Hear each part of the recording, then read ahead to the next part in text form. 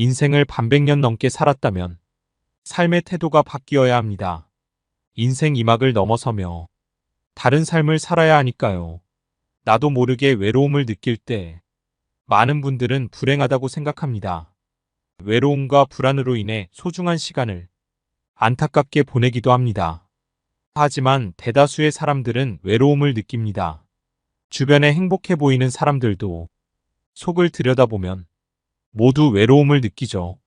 외로움을 온전히 받아들이고 고독에서 행복을 찾지 못한다면 평생 번뇌에 시달릴 수밖에 없습니다. 너무 애쓰지 말고 물건이나 대인 관계에 대해 매달리지 말고 주변을 정리해야 합니다. 그동안 너무 남을 의식하고 내 자신을 보살피지 않았다면 이제는 그러지 않아도 됩니다. 타인에게 매달리지 않아야 나의 남은 인생을 더 풍요롭게 살아갈 수 있습니다. 오늘은 쇼펜하우어의 인생론을 통해 나이 들수록 주변을 정리하고 온전한 나로 행복해지는 방법에 대해 들어보려 합니다. 또한 나이 들수록 혼자 행복하게 잘 지내는 사람들의 특징 3가지도 함께 알려드리겠습니다. 인간은 배신하는 존재다. 타인에게 지나치게 반대하지 마라. 안 좋았던 관계를 회복하려고 굳이 노력해봤자 좋을 게 없다. 똑똑한 사람은 용서를 하지만 현명한 사람은 무시를 한다. 가족에게도 다 맞춰줄 필요 없다. 맞춰지면 당연한 줄 안다. 사람은 혼자일 때야 비로소 온전한 자신이 된다. 내 상황이 힘들어지면 친했던 사람들도 내 주위를 다 떠나기 마련이다. 고독을 사랑하는 사람만이 진정한 자기 자신이 될 수 있는 법이다. 착하고 순수하게 사는 게 좋다고 상처받고 인간관계가 다 끊겨봐야 알겠는가? 친구는 한순간에 사라지는 것이고 내 자신밖에 없다는 것을 사람을 대할 때 처음에는 일부러 친절하고 계산 없이 대하는 것도 나쁘지 않다. 하지만 상대방이 만약 선을 넘으려고 하는 기색을 주면 그땐 인연을 끊어버리는 것이 좋다. 인간은 태생부터 고독한 존재이고 모든 고통과 번뇌의 원인이 타인과의 관계에서 온다. 타인에게 지나치게 관대하거나 친절하게 대해봤자 상대방은 선을 넘긴다. 주변 사람한테 잘해주기만 하면 고마움을 느끼지 못한다. 원래 친절한 사람이니 이 정도는 괜찮다고 생각하기 마련이다. 그리고 계속 호의를 요구하면서 호의가 권리가 된다. 타인을 도와주고 싶다면 도와줬을 때 고마워하는 사람만 도와줘라. 인간은 항상 위를 보고 살아가는 게 문제다. 언제나 위만 바라보게 되면 사람은 불행해지기 쉽다. 위보다는 아래를 봐라. 지나치게 행복해 보이는 사람은 겉으로만 행복해 보이는 경우가 많다. 실제로는 불행을 숨기고 사는 사람이 더 많으니 의심해 봐야 한다. 이해관계가 달라지면 사람은 배신하고 가면을 쓰는 법이다. 그러면 어떻게 인간관계를 맺어야 할까? 친절함이 친절함으로 돌아오는 사랑과 연을 이어나가라. 무조건적인 친절이 어리석다기보다는 고마움에 베풀고 보답할 줄 아는 사람과 가까이 해야 한다. 말도 가급적 아껴라. 세상은 넓은데 반의 사람은 무섭다. 드러내지 말고 벙어리가 되는 편이 좋다. 싸울 때는 중립을 지키는 게 좋다. 나이 들어 돌이켜보면 착한 사람으로 인정받기 위해 노력하며 사는 게 큰 가치가 없다. 인간은 본래 이기적이고 남는 건 친구나 지인이 아니라 가족뿐이다. 인간은 자기에게 이득이 되지 않으면 언제든 배신하는 존재다. 인간은 너그럽고 친절하게만 대하면 버릇이 없어진다. 마치 어린아이와 비슷하다. 사람을 대할 때 친절하거나 관대하게 대하지 마라. 특히 천박한 성격을 가지고 있는 사람을 조심해야 한다. 사람은 무슨 일을 겪든지 자신에게 이득이 되지 않으면 멋대로 행동한다. 오랜 친구라고 해서 다를 바 없다. 경박한 사람들은 자기와 본성이 다른 사람을 보면 시기 질투하고 끌어내리려 한다. 인간관계를 맺을 때는 적당히 유지할 정도만 잘해줘라. 가까운 관계가 아닌 이상 굳이 지나치게 친절할 필요가 없다. 관계를 적당하게 유지해라. 필요하면 인연이 되는 것이고, 인맥이란 건 있다가도 없는 것이다. 너무 과한 친절을 베풀지 않는 게 자신에게 좋다. 잘해주다 보면 타인은 크게 당연한 줄 알고 별일 아닌 일에도 화내고 실망하게 된다. 인간관계를 잘하기 위한 방법은 없을까? 아주 쉬운 방법 중 하나. 자기 일을 열심히 하면 위아래로 존중받을 수 있다. 아랫사람은 당신을 따를 것이고 윗사람은 당신의 눈치를 보게 될 것이다. 자기 일에 충실했다면 함부로 말하거나 함부로 행동할 수 없다. 배신은 누가 하는가? 대부분은 먼 사람이 배신을 한다고 생각하지만 실상은 반대다. 가까운 사람이 배신을 하는 경우가 많다. 친한 사람들과 어울리다 보면 이 사람은 배신을 하지 않을 거라고 생각하게 된다. 하지만 배신이란 건 빨리 배신할 사람과 천천히 배신할 사람만 있을 뿐이다. 아무리 지내도 100% 신뢰하지 말고 오직 스스로를 지키기 위해 노력하라. 인간은 고슴도치와도 같다. 타인과 너무 가까이 지내면 가시에 찔리게 된다. 상대방에게 너무 많은 것을 기대하지 말고 받으려고 노력하지도 말아라. 어차피 인간은 혼자다. 사람은 홀로 태어나 홀로 죽는다. 타인의 기준에 지나치게 얽매이거나 상대방에게 잘 보이려고 하지 마라. 남 시선을 많이 신경 쓰는 사람은 그들의 노예와도 다름없다. 남들이 알아주기를 바라지 말고 남들이 알아주는 것을 초월해서 살아라. 타인의 시선에 얽매이지 않는 사람만이 진정 행복해질 수 있다. 다른 사람의 행동이나 태도에 대해 날카롭게 비판하는 사람들도 있다. 그런 사람들은 대개 자신의 결점은 모르고 남의 행동만 비난하기 십상이다. 설령 그런 이들에게 비판받더라도 노여워하지 말고 실망하지도 않는 게 좋다. 남을 험담하고자 하는 건 사람의 본능이자 본성이다. 삶은 괴로움의 연속이다. 항상 기쁠 거라고만 기대하는가? 행복이란 건 짧고 스쳐 지나가는 순간에만 느낄 수 있는 것이다. 행복과 쾌락만 쫓아가다 보면 평생 행복이라는 걸 즐길 수가 없게 된다. 삶에는 고통과 불안함이 존재할 수밖에 없음을 받아들여야 한다. 인생의 고난은 평생 동반될 수밖에 없는 것이다. 인간은 기본적으로 혼자 살아가고 혼자 고난을 이겨내고 혼자 죽어가는 존재다. 우리가 종종 혼자 있을 때 편안함을 느끼는 것도 바로 그런 이유에서다. 외로움과 고독의 차이를 아는가? 외로움은 혼자 있을 때의 고통을 나타내는 단어인 반면 고독은 혼자 있을 때의 순간이 인간에게 편안하다는 것을 나타내기 위한 단어다. 사람은 다른 사람의 시선을 신경 쓰며 타인처럼 살기 위해 인생의 거의 반을 잃어버린다. 인간 사람과 어울리고자 하는 본성이 있는지 아는가? 고독이 두려워서 다른 사람들과 어울리고 싶어 한다. 인간관계를 맺는 행위 자체가 즐거워서가 아니라 고독이 두려워서 사람을 사귄다. 나약한 사람들은 자신의 운명을 한탄하며 고독을 즐기는 법을 모르고 사람들만 사귀러 다닌다. 모든 인간은 고독 속에 태어난다. 고독이란 무엇인가? 고독은 인간이 자신의 자아를 발견하고 인생의 의미를 깨닫는 과정이라고 보면 된다. 이제 사람을 대할 때 왜 지나치게 관대하거나 친절할 필요가 없는지 알았다. 아무리 친해도 돈을 빌려줄 필요도 없다. 돈을 빌려준 것이 화근이 되어 친구를 잃는 경우가 많다. 또 상대는 오히려 오만해진다. 오랜 친구여도 가끔씩 무시하는 태도를 취하는 것도 도움이 된다. 인간관계를 맺을 때 어떤 자세를 취해야 할까? 상대방이 당신을 필요로 하지 않아도 잘 지낼 수 있도록 내면의 힘을 길러야 한다. 그리고 사람들을 존중하면서도 언행을 조심해라. 어차피 인간의 본성에는 착한 면과 이기적인 면이 동시에 존재한다.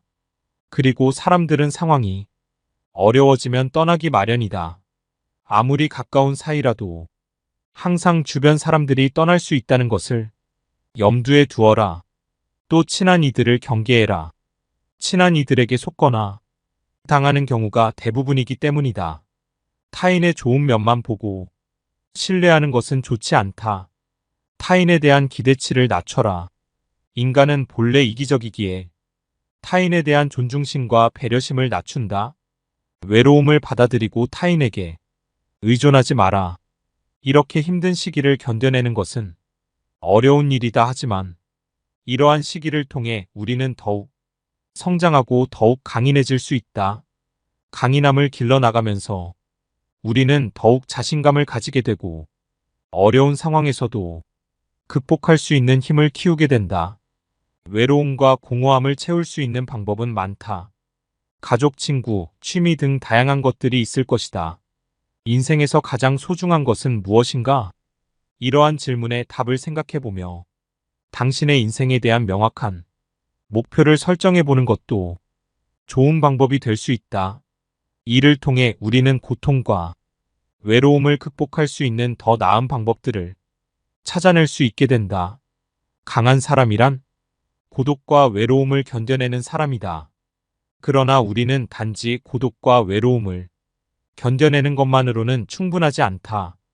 더욱 중요한 것은 무엇인지 아는가?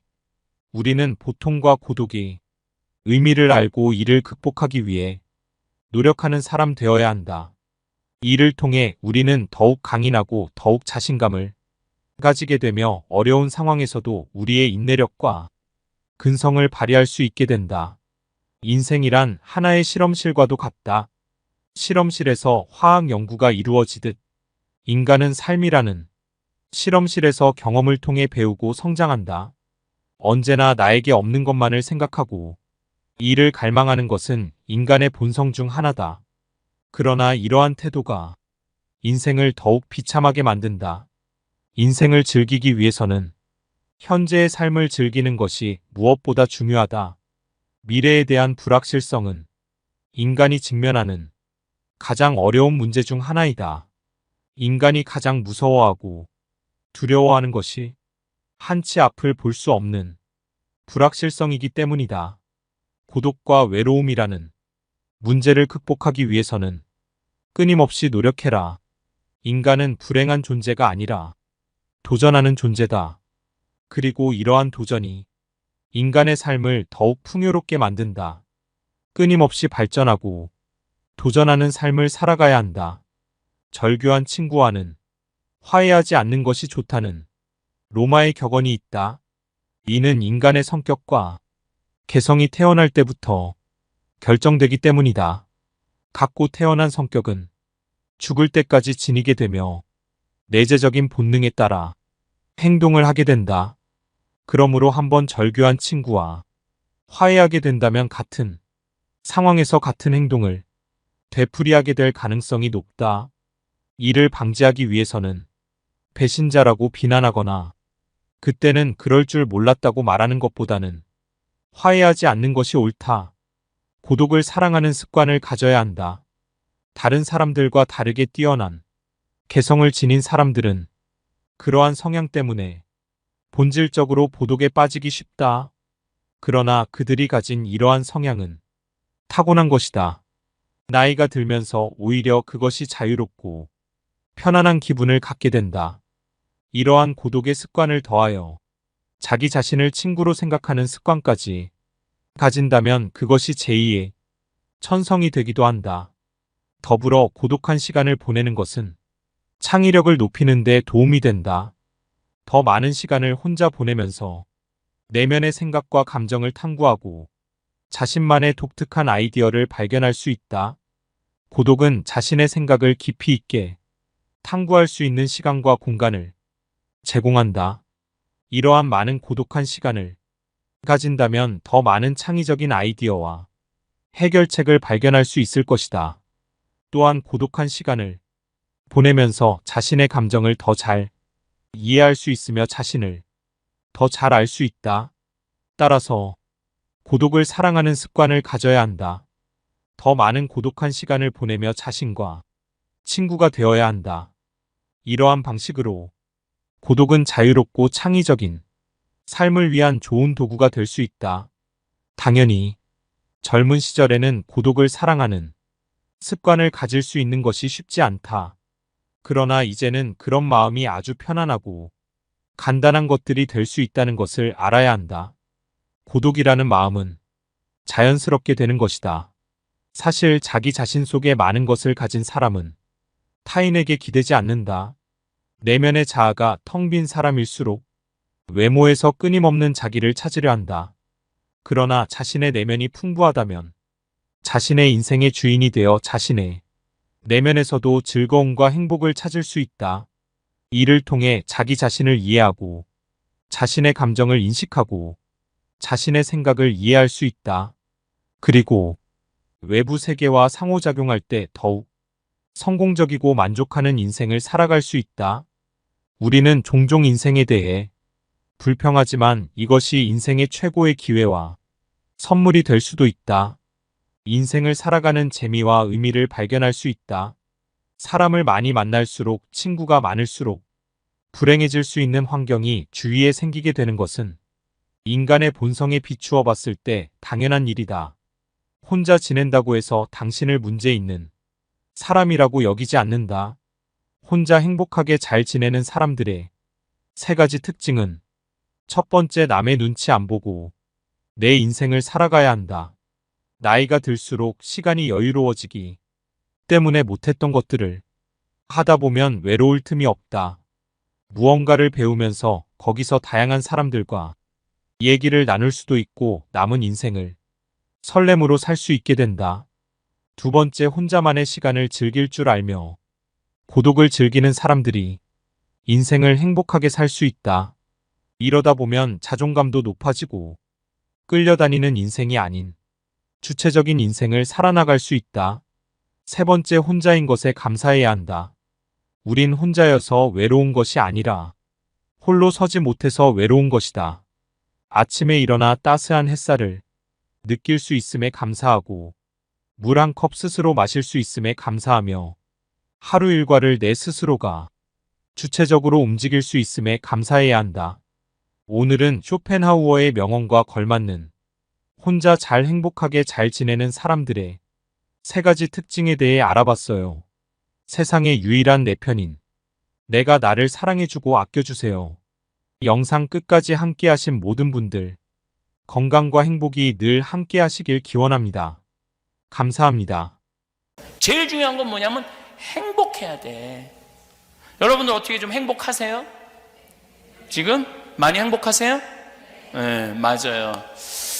근데 내가 미국에서 한번 먹고 살아보겠다고 이리 뛰고 저리 뛰고 삶의 굽이굽이 고생한 거 가장 잘하는 사람이 누굴까요? 나예요. 사실은 내가 고생한 거 속속들이 알 수 있는 사람은 이 세상에 한 명도 없어요. 누구밖에 없느냐면 나밖에 몰라요. 그럼 그런 나한테 가장 잘해줄 수 있는 사람은 누굴까요? 역시 나밖에 없어요. 근데 우리는 내가 고생한 거 모르는 남편이 잘해주겠지, 내가 고생한 거 본 적도 없이 태어나기 전부터 고생했을 거 아니야. 애들은 본 적도 없어. 엄마가 고생을 했는지 안 했는지. 그 애가 잘해주겠지라고 기대하고 있다면 여러분들은 죽기 전까지 호강이라는 건 못 해봐요. 그냥 내가 해주면 돼. 내가 할머니들 나한테 시모님 내 말 좀 들어봐 그러면 2박 3일 얘기해요. 자기 고생한 거 끝도 없어. 그래갖고 내가 이제 그 얘기를 듣고 할아버지한테 한마디 해요. 할아버지, 할머니 이렇게 고생했다는데 할머니한테 잘해주고 계세요? 자, 고생한 거 잘 아세요? 그러면 할아버지가 이렇게 말합니다. 우리 마누라 고생 참 많이 했지. 그걸로 끝이야. 더 이상 몰라. 뭘 고생했는지 몰라. 하여튼 고생 많이 한 건 알아. 근데 어떻게 고생했는지는 모른다는 얘기예요. 그러니까 이제 뭐 어머니 날, 여기 미국은 아버지 날, 어머니 날 따로 있잖아요. 어머니 날 뭐 와서 애들이 뭐 맛있는 것도 고기도 사주고 냉면도 사줄 줄 알았더니 한 명도 안 와. 전화도 안 해. 미국 애들은 더 그렇잖아요. 그러니까 그냥 참 내가 이 미국까지 와서 내가 보기엔 한국에서 성공하는 것보다 미국에서 성공하는 게 10배 힘들어요. 말이 통해 뭐가 돼? 인종도 다른데 여기서 성공한다면 대단한 사람들이야. 근데 내 자식이 몰라주고 전화 한 통 안 하고 와서 밥도 안 사주고 그래서 나가서 뭘 먹고 싶은데 냉면을 먹으면서 울면서 이렇게 먹어요. 지질이 복도 없는 년, 내가 이 고생까지 했는데 냉면 사주는 인간 하나도 없고 울면서 냉면에 냉면 국물에 눈물 떨어뜨려가면서 먹는 분들 많아요. 그런데 생각을 뒤집어 보면은 내가 그렇게 고생했으니까 나 호강할 자격 있어. 그럼 호강할 자격 있으면 내가 너한테 오늘 한턱 쏠게. 마리아, 내가 오늘 너한테 한턱 쏠게. 가갖고 냉면 맛있게 한턱 쏘고 먹는 냉면이랑 지질이 복도 없는 년이 먹는 냉면이랑은 냉면 맛이 다르다니까요. 근데 우리는 내가 나한테 한턱 쏘는 법을 배운 적이 없어. 늘 남이 나한테 잘해줘야 돼. 여기서 남이라는 건 남편, 아내, 자식, 손자들이 내가 이렇게 고생해서 키워놨으면 나한테 계속 고맙다고 그래야 돼. 그런 일은 없어요. 점점 그런 일은 없어요. 그럴 수도 없고. 난 내 강의 때 핸드폰 울려도 한 번도 신경질을 부린 적이 없어.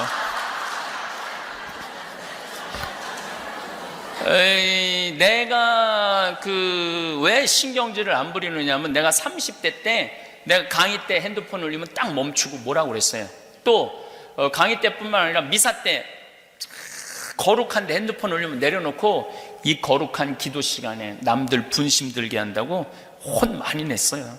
근데 정말로 30대 때 고향 성취하는데 핸드폰이 울리는데 딱 울리더라고요. 내가 내려놓고 무식하게 미사 시간에 핸드폰도 안 꺼놓고 남들 분심 들게 한다고. 근데 미사 끝나고 자매 하나가 와서 신부님 너무너무 죄송하다고, 우리 남편 핸드폰이라고. 아니 남편이 입이 없냐 발이 없냐, 왜 남편이 와서 사과해야지 당신이 사과를 하느냐. 그랬더니 우리 남편은 청각장애자라는 거예요. 청각장애는 언어장애가 같이 당연히 오죠. 근데 보통 이 휴대폰이 동영상을 보면은 바뀌어요. 진동이 꺼져. 그래갖고 말이 나와요. 그러니까 뭐 휴대폰 동영상을 봤나 봐요. 그러니까 자기가 켜졌는지 모르는 거야. 아내도 모르고 남편도 모르고 신부님 분심 들게 해서 너무너무 죄송하다고. 내가 그날 이후부터 지금까지 내 강의 때 핸드폰 울려도 한 번도 신경질을 부린 적이 없어. 다 사정이 있더라고. 그리고 내 나이만 돼도 네 바지에서 울리는지 내 바지에서 울리는지도 몰라. 지금 핸드폰 울리는 할머니들 자기 핸드폰에서 울리는지도 몰라. 근데 내가 승질 부려봐야 나만 그냥 머리 뜨거운 거예요. 우리 부관장 신부도 신부님 저도 강의 때 핸드폰 울려면은 화 안 낸대. 왜 화 안 내냐 그러니까 아버지랑 미사 참여를 하는데 신부님 말대로 정말로 신부님이 고향 성취를 하는데 아버지 핸드폰에서 뱀이다 이게 나오더래. 아니 내 아버지 핸드폰에서도 뱀이다 이게 나오는데 내가 누구를 뭐라고 그러느냐고. 그래서 혹시 까먹을 수도 있고 그러니까 어쨌거나 여러분들도 집에서 보면 자식들한테 너 이번에 대학 떨어지면 너하고 나하고 접시에 코 박고 죽자. 내가 여기 왜 왔는데, 내가 이 고생을 왜 하는데, 그래갖고 애가 시험을 못 본다고 떨어졌다고 접시에 코 박고 죽자고 그래. 그러니까 우리 한국 사람들은 enjoy your life를 못하는 거야. 그냥 즐기면 되는데 죽기 아니면 까무러치기야. 너무너무 스트레스를 받고 사는 거예요. 아니 애가 12년 동안 공부해갖고 대학 떨어지면 애가 얼마나 스트레스가 많겠어. 상심이 많겠어. 어차피 애 들여보내려면 등록금 필요하니까 너 대학 떨어졌으니까 이거 마음도 좀 울적하고 그러니까 어차피 너 등록금 준비해놓은 돈 이 돈 갖고 유럽 여행 갔다 와. 그러면 애도 행복하고 엄마도 행복할 거 아니야. 그런데 그냥 너하고 나하고 이번에 대학 떨어지면 접시에 코 박고 죽자. 그러니까 애들이요 점점 스트레스를 받고 사는 거예요. 인생에 대해서 부담이 점점 많은 거예요. 꼭 출세해야 돼요, 여러분들. 꼭 돈 많이 벌어야 돼요. 저는 요즘 점점 그런 생각이 많이 들어요. 꼭 출세해야 될까? 우리나라 출세한 대통령 끝을 가만히 보면은 출세한 게 좋은 게 아닌 것 같아요. 출세하는 게 그렇게 부러울까요? 나는 출세하는 거 하나도 안 부러워요. 차라리 여러분들이 훨씬 행복한 분들이에요. 여러분들은 감옥에 가고 싶어도 갈 수가 없어. 누가 돈을 갖다 줘야지 가볼 거 아니야. 감옥에 가볼 거 아니야.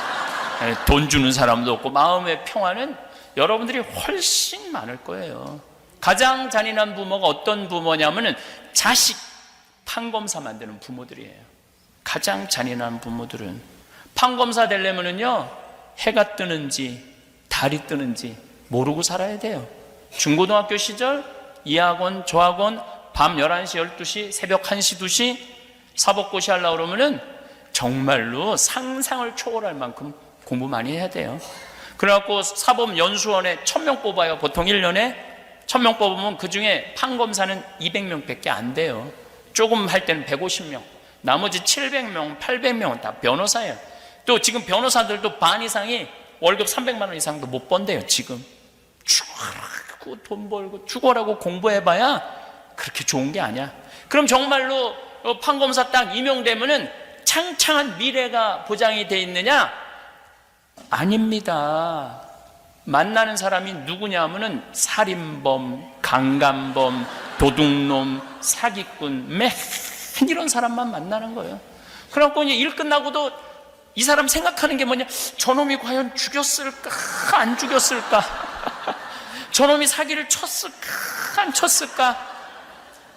매일 그거 생각하고 사는 거예요. 그리고 오늘도 젊은 검사 하나가 양심 고백했잖아요. 부장검사가 누구 아들 무혐의 처리하라고. 분명히 죄가 있는데 무슨 얘기냐면 끊임없이 윗사람 눈치를 보고 끊임없이 정치선을 타고 사는 거야. 그렇게 똑똑한 애들인데 눈치 보고 살면서 매일 저놈이 죽였을까 안 죽였을까 평생을 그러고 사는 사람들이에요. 그렇게 부러워요? 나는 여러분들 부러워할 거 하나 없다고 생각해. 내가 본당 신부 때 전국 학력고사 수석, 서울대 수석, 당일 법대 수석, 그리고 사법고시 수석, 연수원 수석한 아이가 있어요. 근데 얘는 누구나 다 얘는 대법관 후보라고 그랬어요. 근데 얘는 1등으로 사법연수원을 졸업했음에도 불구하고 김앤장 법률회사로, 로펌회사로 바로 빠졌어요. 온 사람들이 다 놀랐어요. 미친놈이라고. 근데 물어봤어요. 너 왜 출세가 보장돼 있는데 왜 로펌회사로 빠졌느냐? 얘가 기가 막힌 말을 하더라고요. 신부님, 저는 소신 재판할 자신이 없습니다. 신앙인으로서 분명히 눈치 봐가면서 재판하겠다 이거예요. 그거 싫다는 거예요. 그래서 제가 얼마 전에 무슨 골치 아픈 사람을 도와주려고 전화를 했어요. 너무너무 잘 도와주더라고요. 근데 내가 행복하냐는 거예요. 자기 너무너무 행복하대. 이 눈치 저 눈치 안 보고. 얼마나 행복하냐는 거예요. 출세 꼭 할 필요 없어요. 그냥 즐겁게 살면 돼. 근데 또 우리 생태마을에 직원 아들이 얘 기가 막힌 애가 하나 있어요. 얘는 메리앤 첫 고등학교를 나왔어요. 동부의 코네티컷에 있는 이 학교는 누가 나온 학교냐면 케네디가 나온 학교예요. 케네디가 나온 학교인데 이 학교 학생들은 자가용 타고 학교 안 온대요. 비행기 타고 오지. 전부 미국의 최고의 귀족 아이들, 또 중동의 귀족 아이들이 와서 공부를 한대요. 학교가 140년 됐는데 인터넷에서 내가 학교를 보니까 이거는 학교가 아니라 궁이야, 궁. 너무 기가 막히게 시설이 좋더라고요. 근데 얘가 동양인 최초로 학생회장을 했어요. 그 학교에. 동양인 최초로. 그리고 얘는 콜롬비아 대학 4년 전액 장학생으로 갔고 콜롬비아 대학을 졸업을 했어. 얘는 이제 월가에 가면은 그 학생회장이니까 얼마나 인기가 좋았으니까 학생회장을 했을 거 아니에요.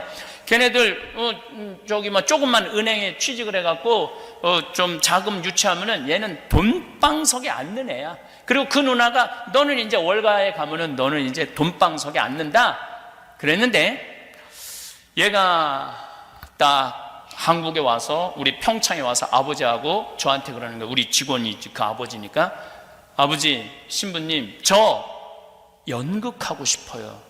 전혀 준비도 되지 않은 그 분야에서 공부도 하지 않은 애가 저 연극하고 싶다는 거예요. 근데 저는 내 주위에 있는 모든 사람들한테 똑같이 하는 얘기가 있어요. 인생은 별거 없다. 하고 싶은 거 하고 살다가 죽는 게 최고의 인생이다. 남 눈치 봐가면서 이 판사들 눈치 보고 검사들 이 눈치 저 눈치 봐가면서 이 선 탔는데 여기 우병우 라인이 망가지면 다 쫓겨나고 저 라인이 망가지면 다 쫓겨나고, 그런 거보다도 내가 하고 싶은 거 하고 사는 게 최고로 행복한 사람이다. 시키자. 아버지도 이제 좀 돈이 필요했음에도 불구하고 좋다고 시키자고 그래서 했어요. 얘가 NYU 뉴욕 주립대학 대학원을, 연극 대학원을 갔어요. 2년 졸업을 하고 나서 연주회를 하는데 뭐 NYU 대학 졸업 연주회 그 중에 가장 많은 감독들한테 네임카드를 받았대요. 근데 얘는 정말로 뮤지컬 배우로서, 연극 배우로서 치명적인 약점이 있어요. 어떤 약점이 있느냐면 나보다 키가 조금 커요. 치명적이죠. 그럼에도 불구하고 하고 싶으니까.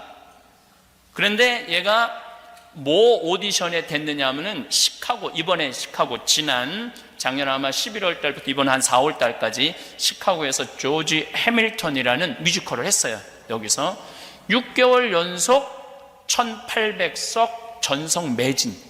근데 얘는 뭐에 됐느냐 하면 조연의 더블 캐스팅이 됐어요. 조연이 아프면은 대타로 나오는 걸로. 그런데 나는 그거 된 것만 해도 나는 너무너무 기가 막힌 거예요. 졸업하자마자 경험도 없는 애가 거기에 된다라는 게 6개월 하고 이제 지난 5월 언제 끝났어요? 6개월에 얘가 받는 게 10만 달러예요. 10만 달러. 조연의 대탄데도 10만 달러. 아파트 다 구해주고 이사 오면 이사 비용 다 대주고 10만 달러. 근데 지난 5월 달에 이제 끝났으니까 얘 또 새로운 오디션을 봐야 되잖아요. 근데 얘는 어디에 가서 오디션을 받느냐면 브로드웨이에 가갖고, 누가 하는 거냐면 줄리 테이머라고 라이언 킹 제작자가 이번에 M 버터플라이라고 브로드웨이에서 공연을 새로 올려요. 거기에 주연으로 뽑혔어요. 주연으로.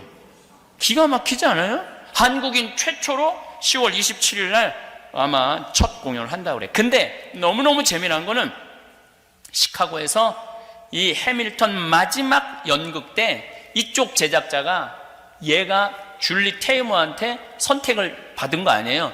그랬더니 네가 나한테 오면 언제든지 주연을 시켜주겠다. 그리고 조지 해밀턴 마지막 공연에, 시카고에서 한 마지막 공연에 3시 공연, 7시 공연을 얘를 주연을 줬어. 주연을. 그래갖고 얘가 주연을 했어요. 그리고 커튼콜을 나한테 보내는데 정말로 기립박수를 받는데, 마지막에 그 하이파이를 동료들하고 하는데 키가 조그마니까 다 점프해서 하이파이를 하더라고요. 점프를 해서. 그럼에도 불구하고 기립박수를 받고 그런다는 건 얘가 너무 에너지가 많은 애예요. 에너지가 많아. 얘를 월가에 데려다 놨으면은 얘하고 술 먹고 비유 맞추고 쟤하고 술 먹고 비유 맞추고 그럴 거 아니에요. 걔는 행복하지 않았을 거예요. 근데 자기는 너무너무 행복하대. 근데 더 기가 막힌 건 얘가 나한테 편지를 했어요. 이제 그 오디션이 되고 난 다음에, 신부님 너무너무 감사하다고. 왜 감사하냐면은 내가 평상시에 얘 오면은 2,000달러, 3,000달러 막 줬어요. 내가 또 사람한테 투자하는 기본이 있거든. 막 줬어. 또 뉴욕에 가면은 나오라고 그래갖고 밥 사주면서 또 1,000달러 강사료 받은 거 뭐 한국까지 갖고 가요. 그냥 다 줬어. 근데 얘가 신부님, 저는 신부님을 기억합니다. 우리 집이 너무너무 힘들 때 신부님이 배려해주고 유머로 안아주고, 난 내 강의 때 핸드폰 울려도 한 번도 신경질을 부린 적이 없어.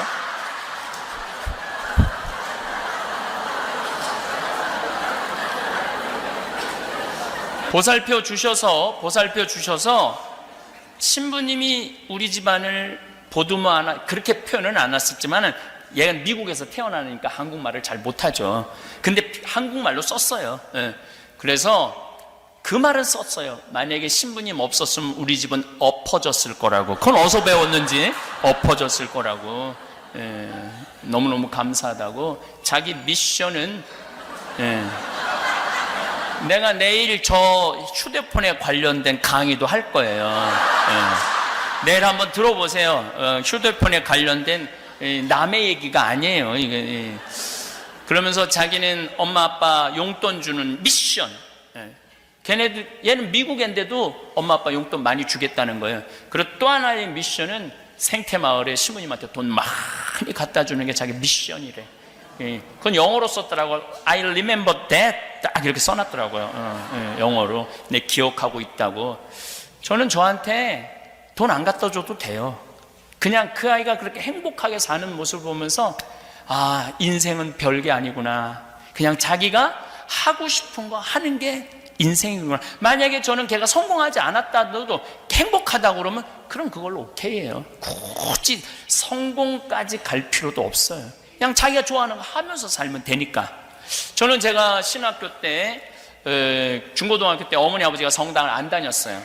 내가 신학교 간다고 그랬을 때 반대를 너무너무 많이 하셨어요. 정말 고등학교 3학년 때 학교 공부 끝나고 너무 배고파갖고 라면을 끓이면은 어머니가 거실에 나와서 라면을 뺏어갖고 변기통에 버리셨어요.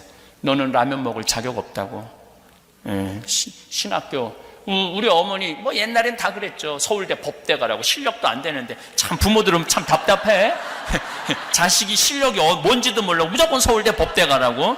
실력도 안 되는데 먹을 자격 없다고 버리고 그랬어요. 신학교 내내 저를 불만족한 눈으로 바라보셨죠. 근데 요즘은 어머니가 요즘 이제 평화방송 나올 때는 내가 대단한지 몰랐는데 아침마당에 5번을 나오는 걸 보고 아침마당에 5번을 나오는 걸 보고 어머니가 하는 말이 있어요. 내가 저 인생의 앞길을 막았다면 우리 아들 못했을까? 굉장히 불행했을 거예요. 끊임없이 사제에 대한 그리움, 원망 이런 게 있었을 거예요. 내 아들이 저렇게 좋아하고 전 세계를 돌아다니면서 저렇게 하고 싶은 내가 왜 말렸는지 모르겠다고 너무너무 미안하고 후회된다고. 인생은 하고 싶은 걸 하고 살아야 돼요. 그리고 여러분들 자녀들 공부 못해도 공부를 못하는 건 죄가 아니에요. 공부를 못하는 거. 그리고 되게 공부 못하는 애들이 성격이 참 좋아요. 초등학교 때 보면은 공부 못하는 애들 보면 내일 시험인데도 뜨긋해. 근심 걱정이 없어. 얘는 아무 위기도 못 느끼는데 엄마가 느긋한 애를 보고 하는 말이 있어요. 내가 너 같은 걸 낳고 좋다고 미역국 끓여 먹은 내가 미친년이다. 그 초등학교 4학년 5학년 애가 당황스러운 거예요. 내가 뭘 잘못했다고 엄마가 미역국 끓여 먹었다고 미쳤다고 그러나. 그리고 애가 막 밥 맛있게 먹으면은 엄마가 또 한마디에 밥이 목구멍으로 넘어가냐. 아니 얘가 무슨 죄를 졌다고 밥 먹는 것까지 목구멍으로 넘어가냐. 점점 삐뚤어지는 거야 얘가. 그래갖고 고등학교 3학년 때 보면 괴물이 되는 거. 괴물. 원래 성격 좋은 애들을 계속 엄마가 넌 나쁜 놈이다, 넌 죽일 놈이다, 너 이번에 대학 떨어지면 너하고 나하고 접시에 코 박고 죽자, 이런 얘기를 하니까 애들이 점점 삐뚤어지는 거예요. 공부를 못하는 건 죄가 아니에요. 우리 조카들을 보면은 정말로 6명이 조카가 있는데 다 돌머리예요 애들이야.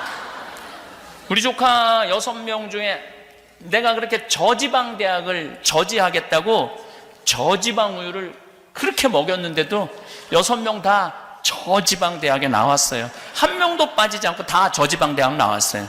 서울 안에 들어간 애는 단 한 명도 없어요. 그런데 얘네들이 불행하냐? 너무너무 행복하게 살아요. 돈을 못 버냐? 돈도 너무너무 잘 벌어요. 시집을 못 갔느냐? 시집도 너무너무 잘 가요. 걔네들은 태어나면서부터 계속 초등학교도 행복했어요. 왜냐면 엄마 아빠랑 여름에 맨날 놀러 다녔어. 학원이라는 걸 안 다녔어. 계속 행복해. 중고등학교 때도 스트레스 안 받아서 계속 행복해. 대학교 때도 저지방 대학 다녔고 스펙 살 일이 없어서 계속 행복해. 대학 다녔어. 계속 행복하게 살았는데 지금도 행복해. 너무너무 신기한 이론이 하나 있어요. 행복한 애가 행복하게 살아요. 어렸을 때 불행하게 지낸 애들은요, 커서도 불행해요. 뭐 판검사 잘난 애들 중에 정신 나간 애들 얼마나 많아요. 길거리에서 성행위하고 자기 혼자 자유행위하고 옷 벗고 뭐 별애들이 다 있어요. 누가 판검사 되는 애들이 그런 애들이 많은 거예요. 삐뚤어 잘한 애들이죠. 공부는 잘했지만은 행복하지 않은 애들이에요. 공부는 잘했지만. 우리 생태마을에 직원이 40명 있어요. 굉장히 오고 싶어 하죠. 취직하고 싶어요. 그런데 제가 강의 중에 공부하기 싫은 애들 다 나한테 데리고 와라. 다 나한테 데리고 와요. 취직시켜달라고. 근데 그 애들은 어떤 상태 애들이냐면은 컴퓨터, 게임 중독, 우울증, 알코올릭, 약물 중독에 걸린 애들이에요. 그러니까 다 망가진 거지. 누가 망가뜨렸냐? 엄마들이 다 망가뜨려 놓은 거예요. 그렇게. 그래갖고 신부님 다 망가뜨려 놓고 나한테 데리고 와서 얘 좀 어떻게 좀 해봐라. 내가 받아주죠. 근데 한 달 이상을 버티질 못해요. 왜냐면 계속 걔네들은 불행했기 때문에 이 행복한 사람들 속에 섞일 수가 없는 거예요. 그러니까 어렸을 때 불행하게 자라면 커서도 불행할 수밖에 없어요.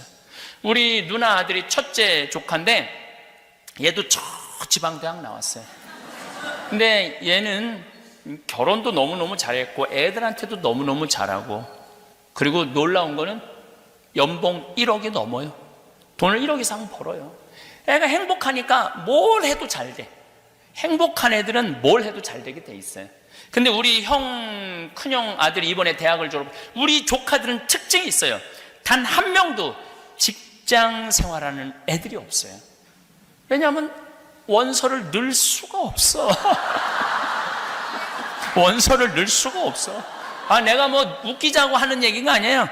진짜 애들이 머리가 나빠요. 그냥 직장 생활 할 수가 없어. 근데 이번에 다섯째도 대학을 2월 달에 졸업을 하는데 그 제일 큰 형, 연봉 1억이 넘는 형이, 야, 내가 이 사업을 해보니까 이게 블루오션이다. 너 이거 한번 해봐라. 여기저기 괜히 원서 넣어갖고 100번, 200번 떨어지지 말고. 근데 제가 5년 전에 우리 형제들하고 이런 얘기를 했어요. 우리 애들 머리 나쁘다. 직장 생활 못한다. 할 수 있는 건 가게 사업이다.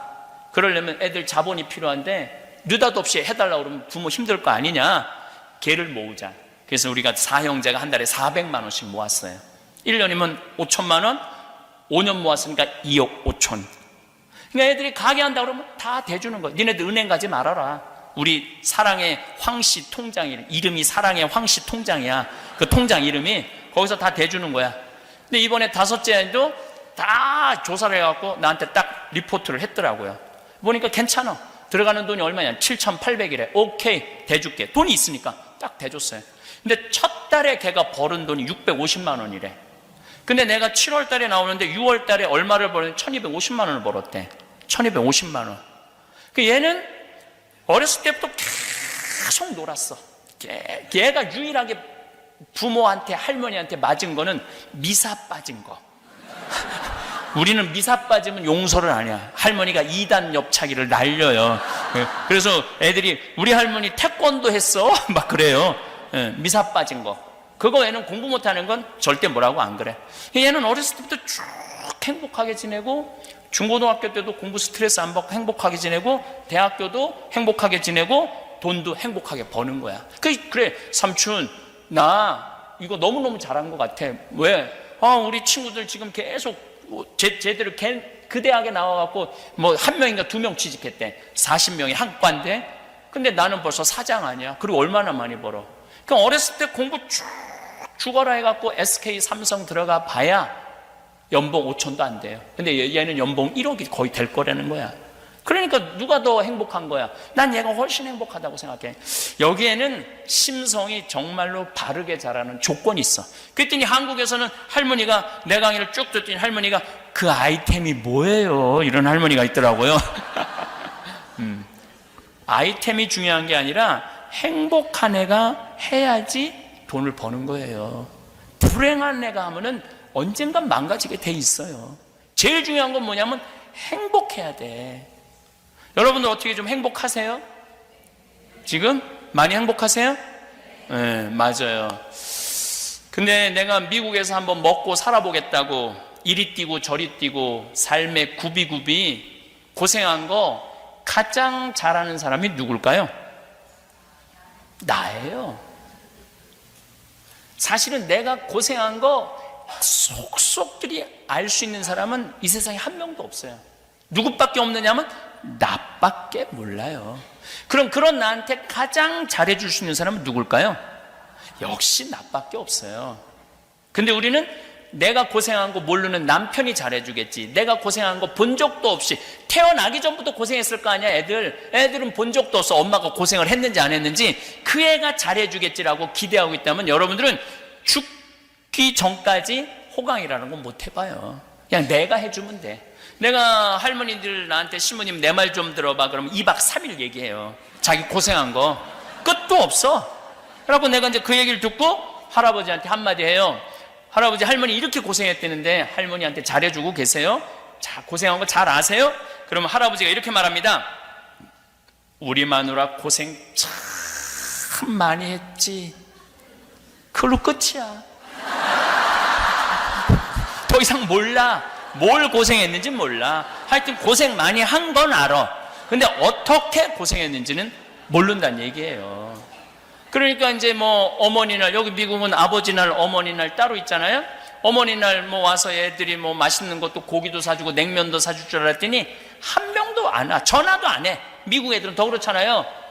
그러니까 그냥 참 내가 이 미국까지 와서 내가 보기엔 한국에서 성공하는 것보다 미국에서 성공하는 게 10배 힘들어요. 말이 통해 뭐가 돼? 인종도 다른데 여기서 성공한다면 대단한 사람들이야. 근데 내 자식이 몰라주고 전화 한 통 안 하고 와서 밥도 안 사주고 그래서 나가서 뭘 먹고 싶은데 냉면을 먹으면서 울면서 이렇게 먹어요. 지질이 복도 없는 년. 내가 이 고생까지 했는데 냉면 사주는 인간 하나도 없고 울면서 냉면에 냉면 국물에 눈물 떨어뜨려가면서 먹는 분들 많아요. 그런데 생각을 뒤집어 보면은 내가 그렇게 고생했으니까 나 호강할 자격 있어. 그럼 호강할 자격 있으면 내가 너한테 오늘 한턱 쏠게. 어?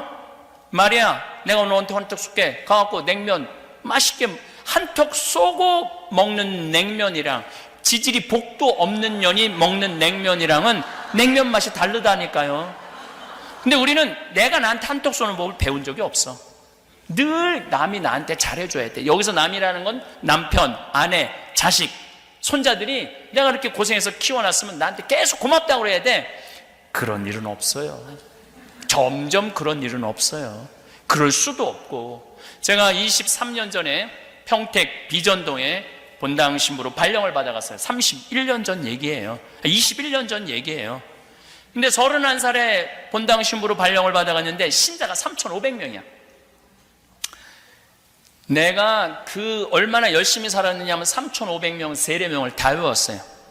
그래갖고 성처용해 줄 때 마리아 그리스도의 몸, 요셉 그리스도의 몸, 데레사 그리스도의 몸 이렇게 세례명을 부르면서 그 모든 사람 성체를 다 영해 줬어요. 그러니까 우리 교우들은 미사를 못 빠졌어. 한 주간 빠지면 다음 주에 데레사 왜 지난주에 성당 안 나왔어? 그냥 직접 데레사 왜 성당 안 나왔어? 다 외우니까 그거를 그렇게 열심히 살았어요. 근데 딱 2년이 지났는데 주교님께서 저한테 진살이라고 신자 200명밖에 안 되는, 벌써 이름도 진살이잖아. 진살이. 네. 평택 평야가 내려다 보이는 농사 짓는 사람들 거기에 성당을 분가하라는 거예요. 나도 신설 성당에 본당 신부인데, 초대 본당 신부인데 뭐 성당에 할 게 얼마나 많아요. 마이크도 다시 해야 되고 뭐 건물도 다시 다 해야 되고 십자가도 뭐 너무너무 일이 많은데 분가를 하라는 거예요. 그래도 어떻게 주교님 명이니까 그래서 땅을 보러 다녔죠. 근데 우리 성당은 3,500명인데도 성당터가 850평이에요. 근데 내가 그 200명을 분가하기 위해서 본 성당터는 몇 평이냐면 3,200평이야. 3,200평이면 얼마나 넓으냐면 초등학교가 2,000평이야. 여러분들 한국에서 다니던 그 초등학교 있죠? 그게 2,000평이야. 그거보다 한 배 반이 더 커. 그럼 얼마나 큰 땅이에요. 근데 성당에 돈이 어디 있어요? 성당에서 모아보니까 2억이야. 그때 아파트가 한 채 7천만 원이었어요. 7천만 원. 그 돈이 없으니까 어떻게 땅은 사야 되겠고. 그래서 첫 본당 신부님한테 전화드렸죠. 신부님, 저 성당 분가해야 되는데 돈이 부족합니다. 저 돈 좀 꿔주세요. 얼마가 필요한데 2억이 아파트 세 채 값이죠. 2억이 부족합니다. 그랬더니 이 신부님께서 1초도 주저하지 않으시고 내려와 내가 꿔줄게 딱 그러더라고요. 내가 또 인간관계가 또 참 좋아요. 내가 생각해도 인간관계가 너무 좋아. 그래서 다음날 올라갔더니 1억짜리 수표를 2장을 딱 끊어 놓으셨어요.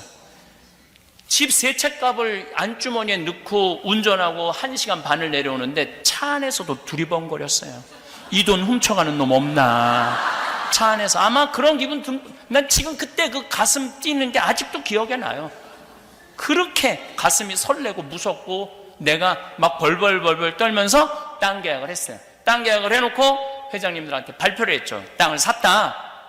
회장님들이 난리가 난 거야. 200명 분가하는데 우리는 850평밖에 안 되는데 그 큰 땅이 왜 필요하냐. 젊은 신부가 간도 크지. 왜 우리하고 상의도 안 하느냐. 상의 안 한 이유가 있어. 상의하면 땅값 뛸까 봐. 비밀리에 한 거죠. 그리고 거기 성당터 못 짓는다는 거야. 33살에 한참 삼삼한 나이인데 33살에 막 내가 뭐 큰일을 잘못한 것 같고 이거 어떻게 하면 내가 그걸 어떻게 해. 내가 책임지겠다. 몇 개월 잠을 못 자서 정말로 그 성당터에 수백 번도 더 갔다 와봤어요. 가보면은 허허 벌판이니까.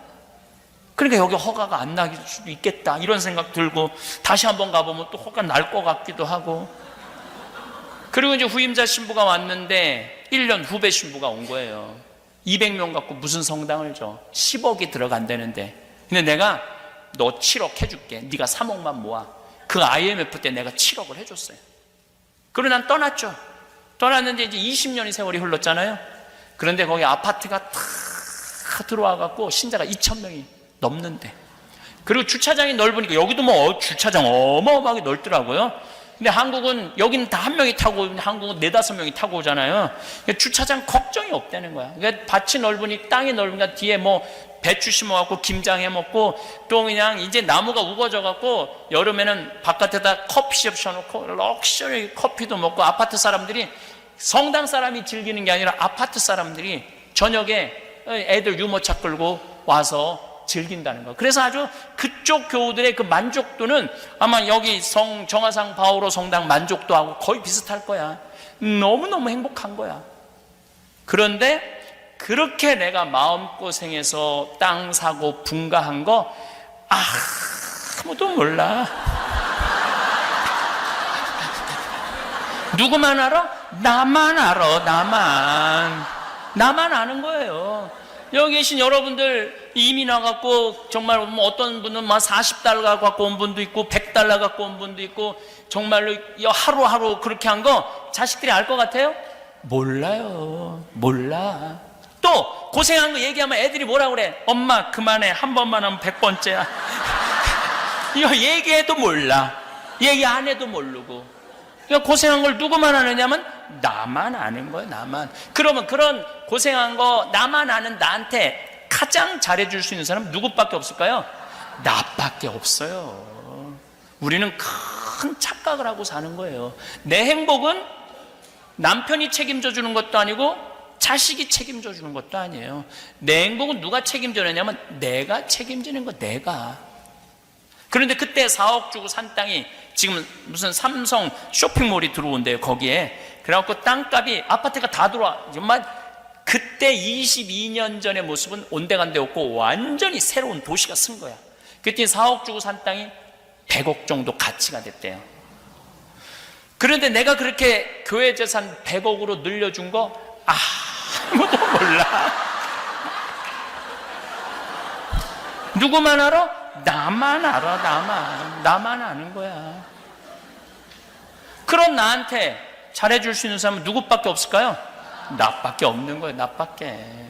그래서 저는 저한테 참 잘해줘요. 누가 뭐라 그래도 나는 남한테 원망 거의 안 해요. 뭐 맛있는 거 있으면 나 다 내 돈 가지고 가서 사 먹어요. 내가 항상 그러잖아. 차연아 갈비 먹고 싶니? 가자. 내가 사줄게. 내가 나한테 사줘.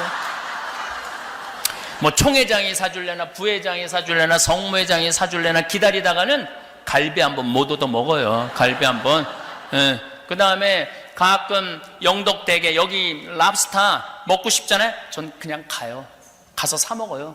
영덕대게는 좀 비싸요. 20만 원, 30만 원. 그래도 내가 100억을 벌려준 사람인데 날 위해서 2, 30만 원을 못 써? 먹어요. 그럼 기분이 너무너무 좋아. 행복하고. 나 원망할 거 없어요. 내가 이번에 25주년 행사하는데 그 진살이라는 성당에서 한 명도 안 왔어요. 한 명도. 왜냐하면 올 수가 없어. 왜냐하면 그 2,000명 중에 내가 떠나고 난 다음에 세례받은 사람들도 많아요. 그렇지 않겠어요? 그리고 후임자 신부가 5대째라는데 내가 쭉 얘기를 들어보니까 내가 신부 떠나고 난 다음에 신학교 들어온 애들이 많아. 내가 신부 된 지 이렇게 젊어 보여도 25년이나 됐는데 25년이면 세 텀이 돌아가는 거예요. 신학교 7년, 7년, 7년, 21년. 그럼 그 밑은 모르는 거예요. 근데 원망스럽다고 섭섭하다고 인간한테 잘해줘봐야 다 소용없다고 머리 검은 짐승한테는 잘해주는 게 아니라고 이게 다 자기를 사랑할 줄 모르는 사람들이 하는 얘기예요. 그냥 자기가 해먹으면 되지. 자기한테. 작년 12월 6일 날 저는 이선희 콘서트를 갔어요.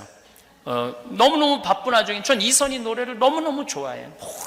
모든 곡들이 다 좋아. 근데 요즘 나온 곡에 인연이라는 노래가 있어요. 이거 들어보면 가슴이 찢어져요. 무슨 내용이냐면 이 생에는 안 되니까 다음 생에라도 우리 사랑하자는 얘기야. 이거 우리 신부들을 위한 노래야. 오늘 집에 가서 들어보세요. 내가 얼마나 구구절절히 이 얘기를 뭐 어떨 때는 그 강의 끝나고 들어올 때 2시간 내내 그것만 반복해서 들을 때도 있어요. 어쩜 이렇게 노래를 기가 막히게 하느냐. 근데 공연을 가고 싶은 거, 공연을. 근데 뭐 이 12월 6일 이제 하루 딱 비길래 주일날 서울 공연 벌써 끝났더라고. 대전 투어가 있더라고. 대전 공연 강당인데 큰 체육관인데 좀 늦게 예약을 했어. 그래도 VIP 자리를 예약하는데 15만 6천 원이에요. 15만 6천 원. 15만 6천 원인데 누구 돈으로 끊었느냐면 내 돈으로 끊었어요. 왜? 누가 보고 싶어? 내가 보고 싶으니까. 내가 보고 싶으니까 내 돈으로 끊었어. 그런데 그게 달라요. 내가 좋아서 내 돈으로 끊고 내가 가서 듣는데 첫 곡이 인연인 거야. 그 얼마나 기분이 이게 설레고 흥분되는지 막 기가 막히더라고요. 여러분들도 조용필 씨 혹시 여기 오면은 꼭 공연 가세요. 네? 공연을 왜 가야 되냐면은 이제 조용필도 노래 부를 날이 얼마 남지 않았어. 여러분들의 문제가 아니라. 그러니까 그 기가 막힌 공연 가보면은 막 흥분되고 너무너무 좋다는 거예요. 그래서 하고 싶은 거 하세요.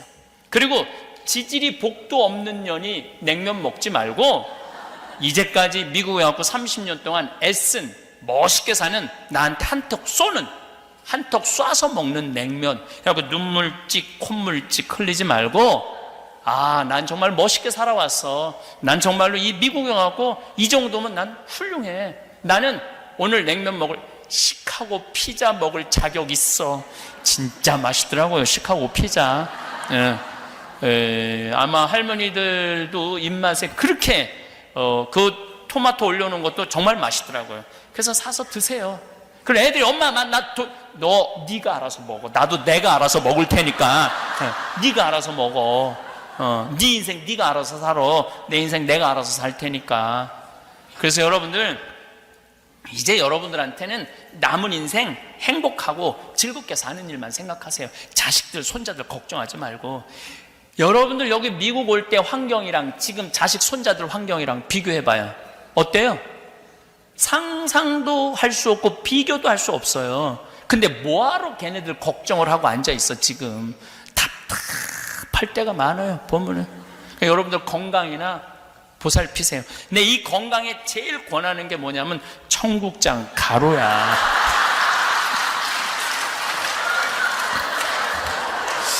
내가 그 청국장 이 가루를 10년 전부터 만들어 팔기 시작했는데 첫 해 500만 원, 둘째 5천만 원, 올해는 30억, 300만 달러, $3밀리언을 판매를 해요. 근데 이게 뭐 그냥 내가 들고 다닌다고 이렇게 팔 수 있을 것 같아요? 절대 못 팔아요. 우리가 하루에 택배로 나가는 게 1,000만 원어치야. 네, 사람들이 먹어보고 좋다는 거예요. 내가 이렇게 외국 이제는 이제 청국장이 이제 미국에 내가 이제 작년에 FDA 승인 받아서 수출하기 시작을 해요. 그래갖고 지금까지 벌써 한 30만 달러 팔았더라고요. 근데 앞으로도 굉장히 많이 팔릴 거라고 생각을 해. 내가 이 남미 강에 가고 아사돈지 뭔지 하여튼 고기를 엄청 먹이더라고. 이 나라 저 나라 다 가면 속이 진짜 안 좋았어요. 한국에 가고 너무 안 좋았는데 청국장 가루 밥숟갈 2숟갈, 밥숟갈 2숟갈 크게 뜨셔야 돼요. 조그맣게 뜨면 안 돼. 티스푼으로 뜨면 안 돼요, 여러분들. 밥숟갈 그래봐야 그 한 봉지 한 달 먹을 수 있어요. 밥숟갈 크게 떠갖고 여기 물에 타서 내가 먹고 다음날 화장실을 갔는데 똥이 60cm가 나오더라고.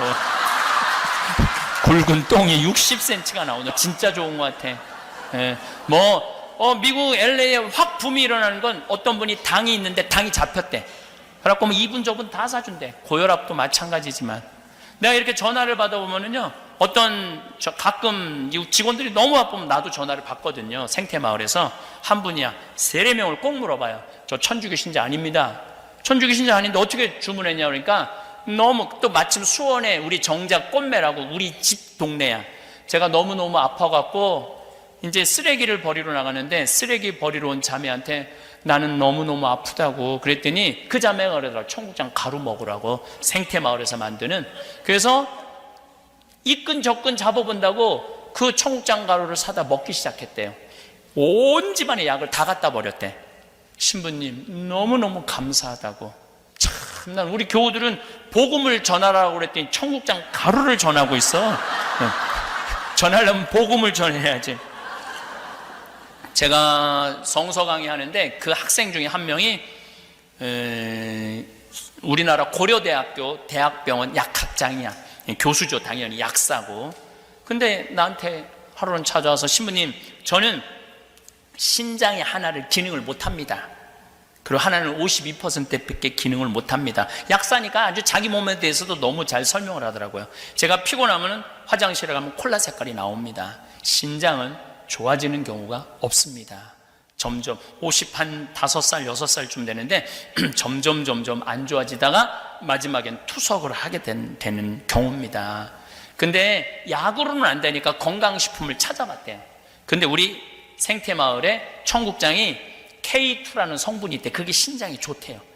그래갖고 본인이 FDA 승인 받는 거 보내라고. 그거 완전히 영어로 된 건데 딱 받아보더니 단백질 변형도 너무 잘 돼 있고 철분 함량이 너무너무 많다는 거예요. 이 철분이 이 50대 60대 된 주부한테 최고 필요한 게 철분이라고 그러더라고요. 철분 함량이 너무 많아갖고 자기가 먹기 시작을 했는데 3달을 먹었는데 52% 기능밖에 못하던 게 64%로 올라갔다는 거예요. 신부님 제가 이 리포트 드릴 테니까 온 세상 사람들한테 얘기하세요. 제가 그래도 전문가입니다.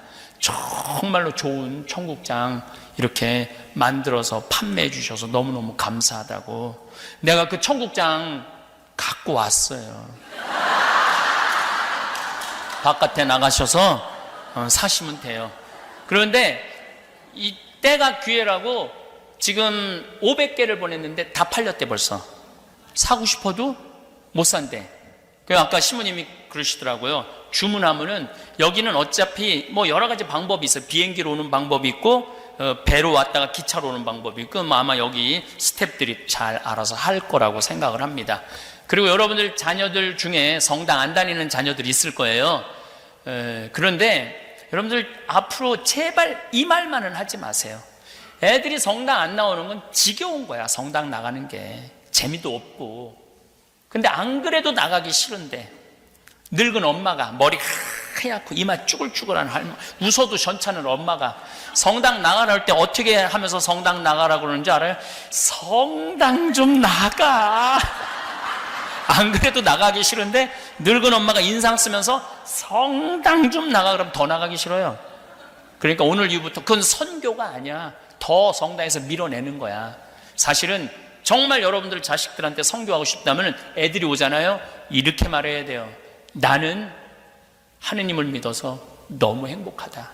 그리고 나는 오늘 이후부터 지질이 복도 없는 년이니 냉면 먹지 않고 이 미국에 와서 훌륭하게 산 나한테 내가 쏠 거다. 난 너무너무 감사하다. 난 너무너무 사는 게 즐겁다. 난 대통령, 니네들 대통령 안 되는 거 안 만드는 거 난 너무 훌륭하게 생각한다. 만들면 너희도 총 맞아 죽거나 뛰어 죽거나 감옥에 가거나 할 텐데 내가 너희들 얼마나 훌륭하게 키웠냐. 난 엄마는 너무너무 행복하다. 하느님 믿어서. 그리고 여러분들이 죽잖아요. 그럼 애들이 살다가 지칠 때 엄마가 하느님 믿어서 늘 행복하다고 그랬지. 엄마 항상 충만하게 살다가 세상을 떠났지. 나도 신앙을 가져야 되겠다. 그리고 성당 나가는 거예요. 근데 그냥 밑도 끝도 없이 성당 좀 나가. 그럼 안 나가요. 예. 일회용품을 제일 많이 쓰는 나라가 일본, 우리나라, 프랑스예요. 일회용품. 일회용품에 많은 문제가 있어요. 일회용 컵라면, 일회용 거, 랩으로 씌워진 거. 하여튼 일회용품 좋아하는 건 문제가 있어요. 더욱이 내가 참 우리나라 사람들 참 대단하다는 생각 정말 많이 하는 게 어떻게 알루미늄 호일로 우리는 너무 좋아해요. 알루미늄 호일. 그게 알루미늄이야. 알루미늄은 중금속입니다. 중금속. 그런데 삼겹살 구워 먹을 때 어떻게 해? 알루미늄 깔고 거기다가 막 지글지글 막 끓여서 눌러붙으면 그거 떼어서 먹잖아요. 이 보통 용기가 아니에요. 무슨 김밥을 싸도 뭘로 싸? 알루미늄을 싸고, 뭐 샌드위치를 싸도 알루미늄으로 싸고. 얼마 전에도 보도에 나왔죠. 알루미늄 문제가 많다고. 근데 우리는 그냥 아무 생각 없이 하는 거예요. 여러분들 유럽에 가면 빵 가게에 알루미늄으로 싸주는 빵집이 어디 있어요?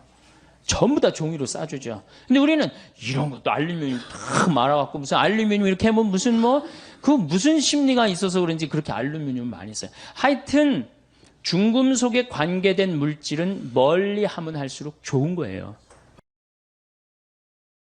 오늘은 환경 호르몬이라는 주제로 여러분들하고 이야기를 하고 싶습니다.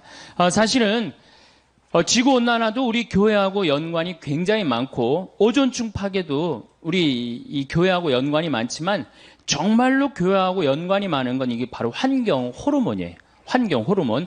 환경 호르몬은 내분비계 교란 물질이라고 이야기를 합니다. 이걸 일본에서 환경 호르몬이라는 명칭을 넣었는데 정확한 명칭은 내분비계 교란 물질이에요. 그럼 내분비계가 뭐냐? 내분비계가 여자가 있고 남자가 있어요. 여자는 뭐가 흐르죠? 몸에 에스트로겐, 여성 호르몬이 흐르죠? 남자는 뭐가 흘러요? 테스토스테론이 흐릅니다. 그런데 이제 여자가 이제 이 사춘기가 되면은 이제 이 에스트로겐이 굉장히 많이 분비가 돼. 사춘기가 되면은. 그러니까 이 사춘기 때 이 여학생들을 보면은 동글동글해요. 얼굴도 동글하고 손도 동글하고 가슴도 동글하고 엉덩이도 동글동글해지고 진짜 이쁠 때예요. 이게 바로 누구 덕분이냐? 에스트로겐 덕분이에요. 그런데 요 사춘기 때 남자애들은 보면 뭐든지 각이 지기 시작합니다. 근육이 뿔뚝뿔뚝 생겨요. 조그만 팔굽혀펴기에도 팔뚝에 근육이 생기고 이거는 뭐 때문에 그러냐면 테스토스테론 때문이에요. 남성 호르몬 때문에 그래요. 그러니까 이 근육질이고 뿔뚝뿔뚝한 애가 둥글고 부들부들한 애 보면 마음이 뛸 것 같아, 안 뛸 것 같아? 가슴이. 당연히 뛰죠. 안 뛰면 이게 비정상이에요. 만약에 여러분들 자녀가 지금 15, 16 있는데 나는 엄마, 난 여자를 봐도 가슴이 안 뛰어. 얘 문제가 굉장히 많은 애. 생리적으로 문제가 있는 애예요. 또 여자애도 이 근육질이 있는 아이를 보고 가슴이 안 뛴다. 얘도 문제가 있는 아이예요. 내가 이렇게 중학교 이렇게 강의를 가면은 중학교 환경 강의를 많이 가거든요. 강의를 가서 물어봐요. 여자애들 보고 가슴 뛰는 애들 그럼 손 들어오라 그러면은 손 한 10명밖에 안 들어. 한 반에서 한 40명 정도 되는 애들이 나머지는 창피해서 안 드는 거지. 그러면은 내가 물어봐요. 그러면은 가슴 안 뛰는 놈들은 남자 보면 가슴 뛰느냐? 그러면은 막 지적을 해요. 제가 제 몸 가슴 뛴다고. 이게 뭐예요? 게이야, 게이. 여러분들 게이가 달래 게이가 되는 게 아니에요. 1970년도에 합성 여성 에스트로겐제가 나와요. 1970년대. 이게 이름이 뭐냐면 DES라는 거예요. DES. 이때 이게 하느님이 내린 선물이라고 그랬어요. 근데 이 합성 에스트로겐을 막 임신 때 굉장히 많이 먹었어. 엄마들이. 근데 얘네들 중에 태어난 애들이 문제가 엄청나게 많은 거예요. 특별히 충격적인 보고가 나오는데 이 엄마가 임신할 때 이 합성 에스트로겐제를 먹은 엄마 자궁 안에 남자 아이였다면 얘가 태어나갖고 그 중에 지금 얘네들이 이제 35, 40 된 애들이죠. 그 중에 4분의 1이 게이가 됩니다. 그러니까 얘는 껍데기는 남자인데 안에는 뭐가 흐르는 거예요? 여성 호르몬이 흐르는 거. 과다로 여성 호르몬이 흐르는 거예요. 그러니까 여러분들 우리가 막 게이를 막 윤리적으로 몰아세울 문제가 아니고 이거는 정말 신체적인 문제로 우리가 바라볼 줄도 알아야 돼요. 그러니까 얘는 이게 둥글둥글한 걸 보고 가슴이 뛰어야 되는데 몸 안에 에스트로겐이 흐르는데 같은 에스트로겐이 흐르는 여자가 눈에 들어오겠어요? 반대의 테스토스테론이 흐르는 애가 가슴이 뛰는 거지. 그래갖고 막 사랑을 해. 막 사랑을 해갖고 너무너무 사랑해. 그래서 같이 살고 싶어갖고 결혼하고 싶어갖고 나한테 데리고 왔어. 신부님, 저는 이 사람 없으면 좀 못 삽니다. 저 이 사람이랑 결혼하게 좀 혼배 좀 해주십시오. 그렇게 왔을 때 신부가 해줘야 돼, 말아야 돼? 해줘야 된다. 한번 손 들어보세요. 해주지 말아야 된다.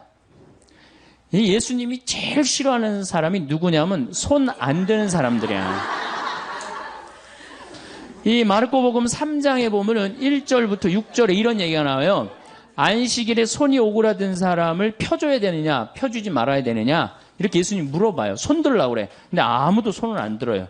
그러니까 녹이 띈 얼굴로 그들을 째려보시고 난 다음에 안식일에 손을 펴줘요.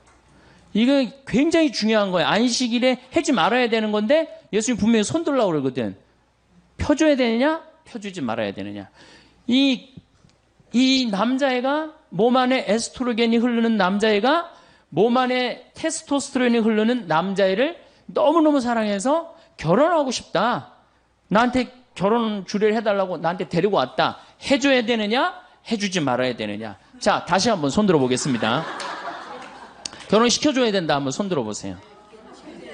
시켜주지 말아야 된다. 네, 좋습니다. 이제 이 문제는 교회 안에 들어오게 돼 있어요. 이 문제는 이게 교회가 바깥에서 밀어낼 문제가 아니에요, 이제는. 여러분들, 미국은 매사세체주가 법으로 이 남자와 남자의 결혼을 정식적으로 인정을 해줍니다. 그래서 모든 권리를 부여해요. 근데 얼마 전에 캘리포니아에서 역시 법으로 보장을 해줍니다. 교회는 어떻게 할 거야? 단죄할 거야? 단죄하지 말아야 될 거야? 단죄하지 말아야 돼요? 단죄해야 돼요? 이게 이제 교회가 겪는 갈등이에요. 환경의 문제가 이제 결국은 이렇게 부닥치는 거예요. 그동안 환경운동을 막 할 때 교회는 뭐라 그랬어? 그건 운동가들이 하는 거다. 운동가들이 하는 거다. 그렇게 한켠으로 밀어냈는데 이제는 운동가들이 하는 문제가 아니야.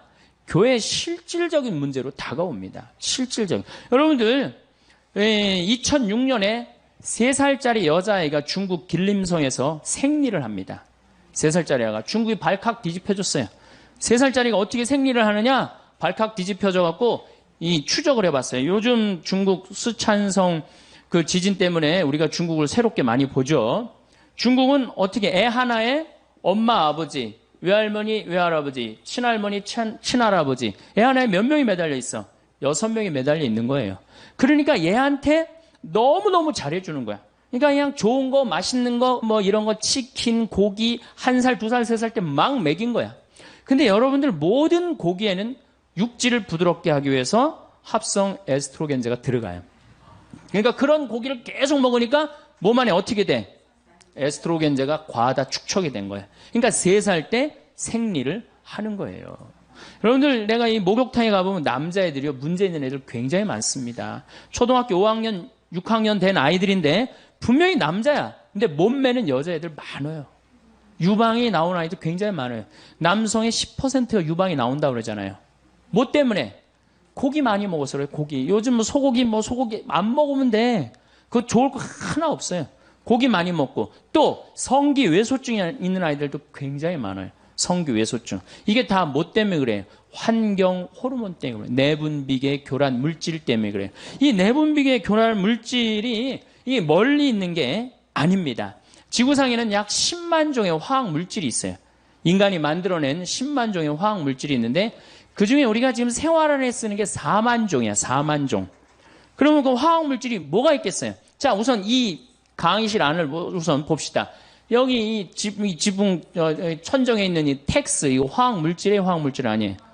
화학물질이죠. 여러분들 샴푸할 때 파마할 때 쓰는 약, 화학물질이에요, 화학물질 아니에요? 화학물질이에요. 그 미용실에서 근무하는 분들이 불임률이 다른 사람들보다 2배가 높습니다. 화학물질 속에서 살기 때문에 그래요. 여러분들 책상 지금 여기 이게 MDF라는 건데 이거 뒤집어 씌우고 이거 이 코팅하고 이거 화학물질이에요, 화학물질 아니에요? 화학물질이죠. 이 바닥에 있는 타일 이거 화학물질이에요, 화학물질 아니에요? 화학물질이에요. 여러분들이 입고 있는 합성수지 화학물질이에요, 화학물질 아니에요? 화학물질이에요. 그러니까 인간한테 둘러싸여 있는 거 화학물질 아닌 게 없어요. 특히 이 문에 저 페인트야말로 독성 화학물질입니다. 그래서 여러분들 새집 증후군 같은 거 나 그거 걸린 분들 봤는데 굉장히 심각해요. 온갖 그냥 VOC라고 휘발성 유기 화합물, 이게 좀 말이 갑자기 어려워지죠. VOC라고 휘발성 유기 화합물이 있는데 쉽게 알 수 있는 게 뭐냐면 여름에 이 휘발유 자동차의 휘발유 넣으면 아지랑이 막 올라가는 거 있죠. 굉장히 독한 물질이에요. 그게 발암 물질이거든요.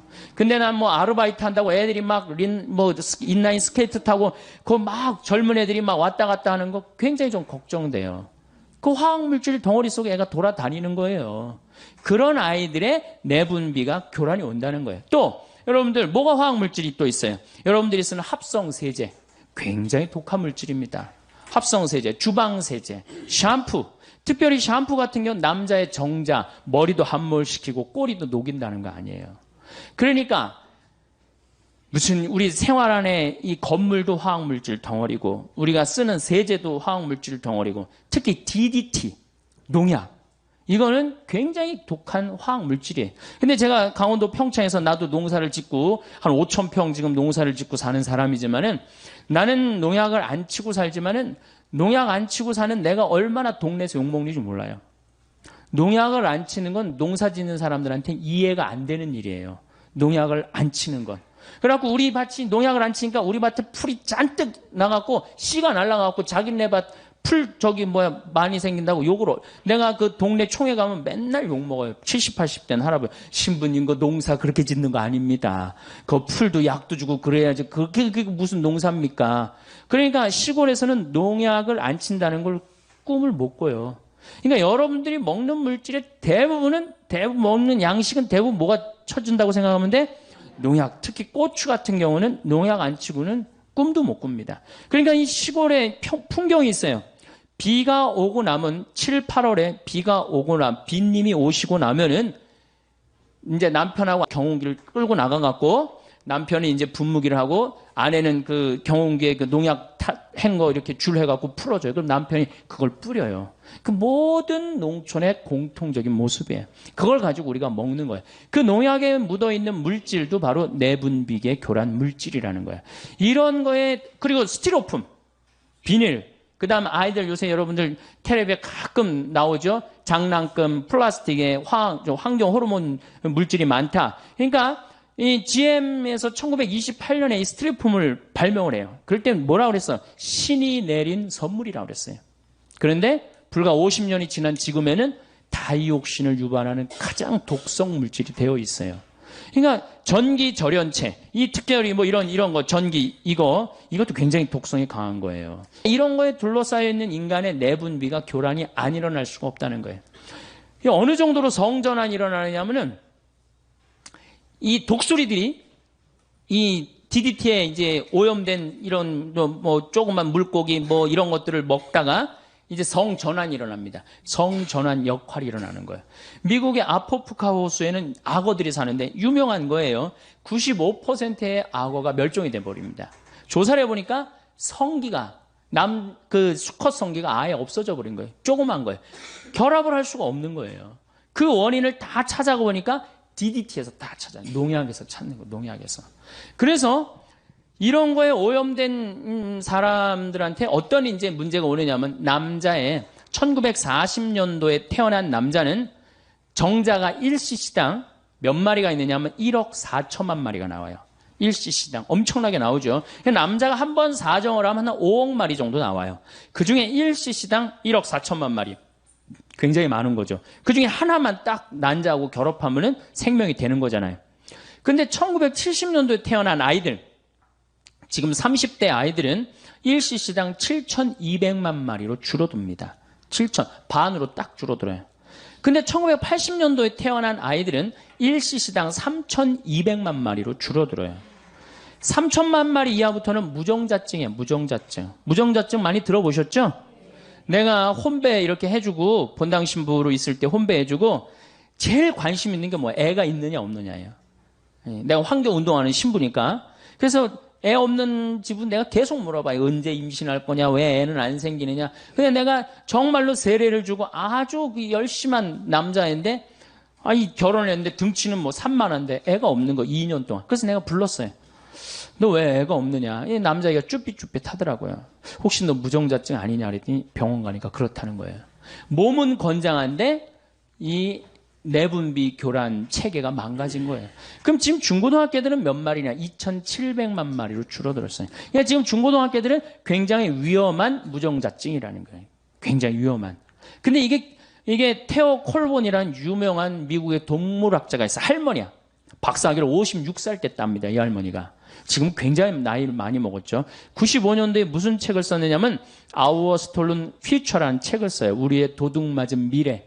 우리 미래는 이미 도둑 맞았다는 거예요. 왜?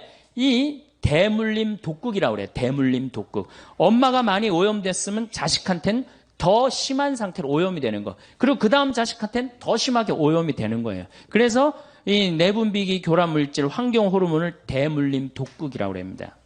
제가요, 한 7년 전에 대전 법동 성당에 가서 강의를 한 적이 있어요. 환경 강의를 했어요. 교우들한테. 그때 굉장히 많이 모였어요. 교우들이. 환경 강의를 이제 끝나고 사제관에 앉아서 차를 한 잔 마시는데 머리가 하얀 할아버지가 저를 찾아왔어요. 신부님, 강의 참 많이 들었습니다. 잘 들었습니다. 어떻게 젊은 신부님이 그런 강의를 할 줄은 꿈에도 몰랐다는 거예요. 그런데 사실은 제가 대전 보건대학 대학 원장입니다. 내가 뻔데기 앞에서 주름을 잡았던 거죠. 그런데 신부님 심각합니다. 어떻게 심각하냐면 자기네 학교 학생들 1, 2학년 아이들 정자를 채취해갖고 검사한 결과 7년 전 얘기예요. 7천만 마리 넘는 애들이 한 명도 없다는 거예요. 현장에 있는 저로서는 이게 보통 심각한 문제가 아닙니다. 이러다 가면은 정말로 이게 대가 끊깁니다. 그러니까 우리들이 말하는 것보다 신부님이 말하는 게 훨씬 권위가 있으니까 내가 이건 정말로 신부님한테 간곡히 부탁을 합니다. 신부님 어디 강의 가실 때마다 제 얘기를 꼭 해주십시오. 그래갖고 제가 지금도 어딜 다니면 그 대전 보건대학 원장님 얘기를 꼭 합니다. 여러분들 자녀들은 이미 망가져 있는 거예요. 그러니까 여러분들이 고해성사 볼 때 난 자식을 미워했습니다. 공부 못해갖고 미워했습니다. 이건 죄도 아니에요. 난 합성세제로 내 속옷을 빨아갖고 지금 대를 끊고 있습니다. 그게 내가 이렇게 그 본당 신부할 때 가정방문, 특히 냉담자만 방문한 적이 있어요. 쉬는 교우들만. 근데 젊은 교우들의 냉담의 원인 대부분은 불임 때문이에요. 난 깜짝 놀랐어요. 왜? 왜 불임 때문이야? 아니 하느님이 생명을 점지해 준다고 그래갖고 성당 나가서 열심히 빌었는데 생겨요 안 생겨요? 안 생겨요. 그러니까 자꾸 실망하니까 성당에 안 나가는 거예요. 자신감도 없고. 그러니까 불임 부부 이렇게 남편들을 보면 왠지 자신감이 없어 보이는 거예요. 그러니까 이게 이제 불임의 문제가 어떤 개인의 문제가 아니라 우리 사회의 문제가 돼버린 거예요. 사회의 문제가 돼버리고 교회의 문제가 돼버린 거예요. 여러분들 지금 불임률을 약 200만 명으로 보고 있어요. 200만 명으로. 심하게는 20%까지 보고 있어요. MBC인가 어디에서 한번 그걸 하는데 20%. 스스로 정관 수술을 했든 안 했든 모든 불임자를 20%로 보고 있어요. 그러니까 이게 불임률이, 그러니까 이제 그 책이 95년도에 나왔는데 30년 후에는 50%가 불임률이 될 거라는 거예요. 그러니까 2025년에는 50%가 불임률이 되고 50년 후에는 다 불임률이 될지도 모른다는 그런 무서운 주장을 하더라고요. 그러니까 지금 우리는 이 지구가 온난화라든가 오존층 파괴, 해수면 상승 이런 문제보다도 더 실질적인 문제는 뭐야? 환경 호르몬이에요. 그래서 환경 호르몬이 지구 3대 환경 문제입니다. 뭐 여러분들 막 그 수없이 막 사이클론 뭐 이런 얘기 굉장히 많이 듣죠? 근데 모든 학자들이 가장 심각한 3대 환경 문제는 지구온난화, 오존층 파괴, 환경 호르몬이야. 우리 환경 호르몬은 이게 우리 교회하고 직접 연관이 있는 겁니다. 이제 이렇게 자꾸 불임자가 생기니까 이제 어떤 문제가 생기느냐 하면은 난자를 매매합니다. 우리나라 여대생들이 난자를 팔아요, 일본에. 이 지금 정자수가 제일 많이 줄어드는 나라가 일본, 우리나라, 프랑스예요. 왜? 일회용품을 제일 많이 쓰는 나라가 일본, 우리나라, 프랑스예요. 일회용품. 일회용품에 많은 문제가 있어요. 일회용 컵라면, 뭐 일회용 거 랩으로 씌워진 거. 하여튼 일회용품 좋아하는 건 문제가 있어요. 더욱이 내가 참 우리나라 사람들 참 대단하다는 생각 정말 많이 하는 게 어떻게 알루미늄 호일로 우리는 너무 좋아해요. 알루미늄 호일. 그게 알루미늄이야. 알루미늄은 중금속입니다. 중금속. 그런데 삼겹살 구워 먹을 때 어떻게 해? 알루미늄 깔고 거기다가 막 지글지글 막 끓여서 눌러붙으면 그거 떼어서 먹잖아요. 이 보통 용기가 아니에요. 무슨 김밥을 싸도 뭘로 싸? 알루미늄을 싸고, 뭐 샌드위치를 싸도 알루미늄으로 싸고. 그 얼마 전에도 보도에 나왔죠. 알루미늄 문제가 많다고. 근데 우리는 그냥 아무 생각 없이 하는 거예요. 여러분들 유럽에 가면 빵 가게에 알루미늄으로 싸주는 빵집이 어디 있어요?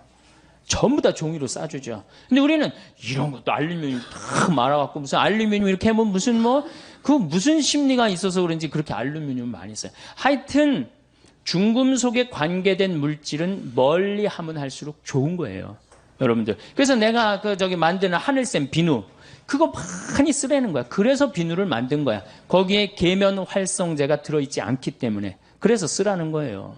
뭐 그냥 괜히 비누 팔아 먹기 위해서 그러는 게 아니고 우리 생활에 제가 암 걸린 사람들이 우리 생태 저기 뭐 환경센터에 연락을 많이 합니다. 그 비누 써는. 왜? 의사 선생님 화학 물질이 들어가 있는 펜틸페놀, 비스케놀, 이 노닐페놀이 안 들어간 합성 세제를 쓰라는 거예요.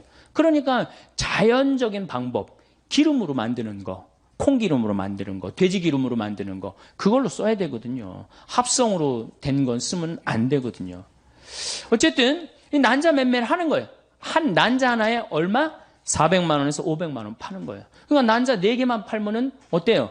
한 2천만 원 생기면 학비도 생기고 생활비도 생기고 그렇잖아요. 그럼 난자 뭐 여러분들 어때요? 난자 몇 개 맨날 없어지는 거 그거 팔아갖고 누이 좋고 매부 좋고 다 좋은 거 아니에요?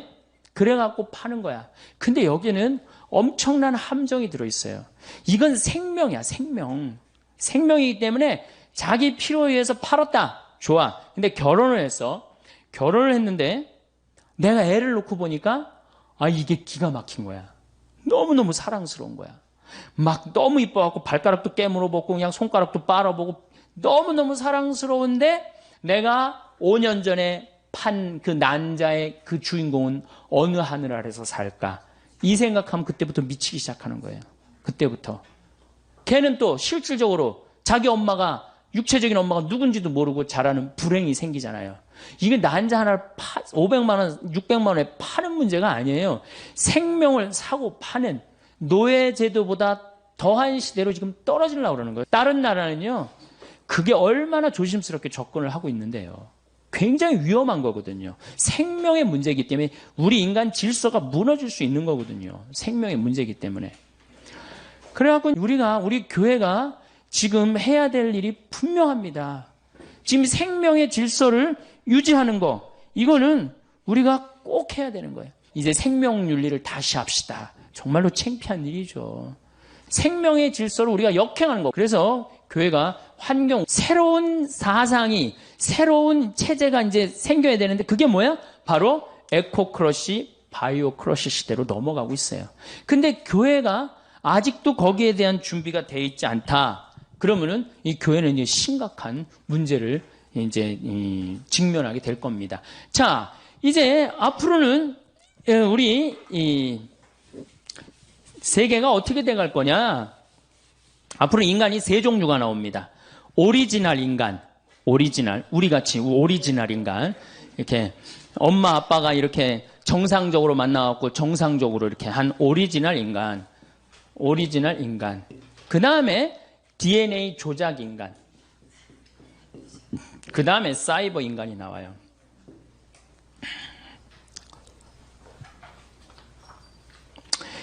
오리지널 인간에 대한 얘기를 좀 할게요. 이 오리지널 인간들은 앞으로 살아가기가 굉장히 힘들어요. 왜 살아가기 힘드냐면은 공기 오염됐죠? 먹을거리 오염됐죠? 그럼 점점 경쟁력 떨어지는 거예요. 거기다가 내분비 교란이 일어나갖고 정자수 줄어들죠? 여자는 자궁 호르몬 지수라는 게 있어요. 그게 지수가 자꾸 높으면은 착상이 안 되는 거예요. 자궁이 망가져갖고. 그러니까 호르몬 지수 나빠지면. 그러니까 지금 우리 같은 오리지널 인간은 이제 앞으로 이 지구에서 살아가기가 굉장히 힘들어요. 그 다음에 이제 어떤 인간이 나타나냐? DNA 조작 인간이 나타나요. 자, 얼마 전에 영국에서 기가 막힌 법안을 하나 통과시킵니다. 어떤 법안을? 이종 교배를 통과를 시켜요. 사람하고 소하고 섞는 거를 통과를 시키죠. 그렇죠? 그래갖고 지금은 이제 뭐 문제가 많으니까 저기 사람하고 사람 사이에 생명을 죽인다 살린다 복제를 할 수 있다는 거. 그 다음부터 복제하기 시작했는데 소를 복제하고 뭐 고양이를 복제하고 개를 복제하고 그 다음에 남아있는 게 뭐예요? 인간이에요, 인간. 그거 복제하겠다고 그게 돈이 되니까. 거기 200만 명이 지금 접속해 있다는 거 아니에요. 나도 복제 좀, 내 주군에 좀 살려달라고. 죽었는데 그 살 좀 떼어내갖고 난자 하나만 빌려오고 그 안에다가 안에 핵을 제거하고 그 안에다가 체세포 넣으면 핵 분열해갖고 사람으로 된다는 거 아니에요. 그러니까 내가 복제를 하고 싶어. 내 살점을 떼내갖고 지금 내 아이를 하나 복제를 했어. 난자를 하나 빌려갖고. 그럼 나하고 DNA 구조가 똑같은 쌍둥이가 40년 후에 태어나는 거예요. 그러니까 영생이라는 단어가 나옵니다.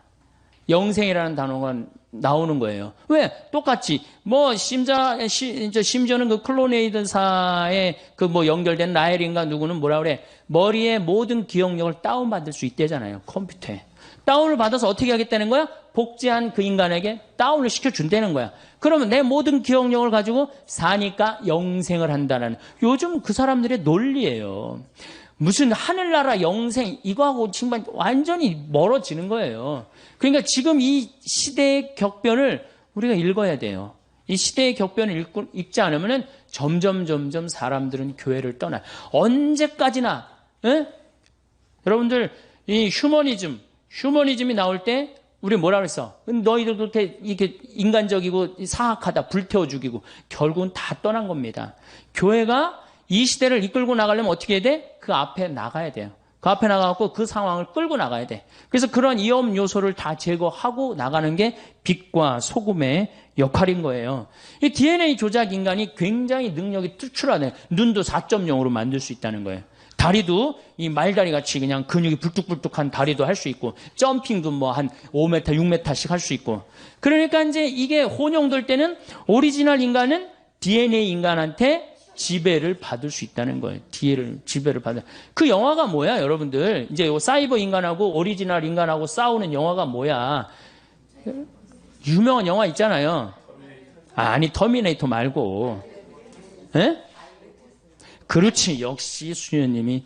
매트릭스라는 영화가 뭐예요? 사이버 인간하고 오리지널 인간들은 다 지하에 들어가갖고 사이버 인간들이 이 오리지널 인간을 죽이려고 그러는데 그 하나가 나타나갖고 합의를 보잖아요. 당분간 놔두자고. 맨 끝이 그렇게 끝나는 거 아니에요. 세상은 그렇게 가고 있는데 말 들을 사람 아무도 없다는 거예요. 자, 그 다음에 이제 사이버 인간. 요것도 머리가 아주 지끈지끈. 아주 요새 신부하기 힘들어요. 이 사이버 인간, 여러분들 2000년도에 어떤 로봇가 나온다고 그랬느냐? 2000년도에 청소하는 로봇가 나온다고 그랬어요. 2010년도에 환자 돌보는 로봇가 나온다고 그랬어요.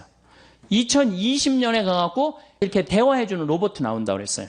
2030년에 원숭이 수준의 로봇가 나온다고 그랬어요. 2040년에 인간 수준하고 비슷한 로봇가 나온다고 그랬어요.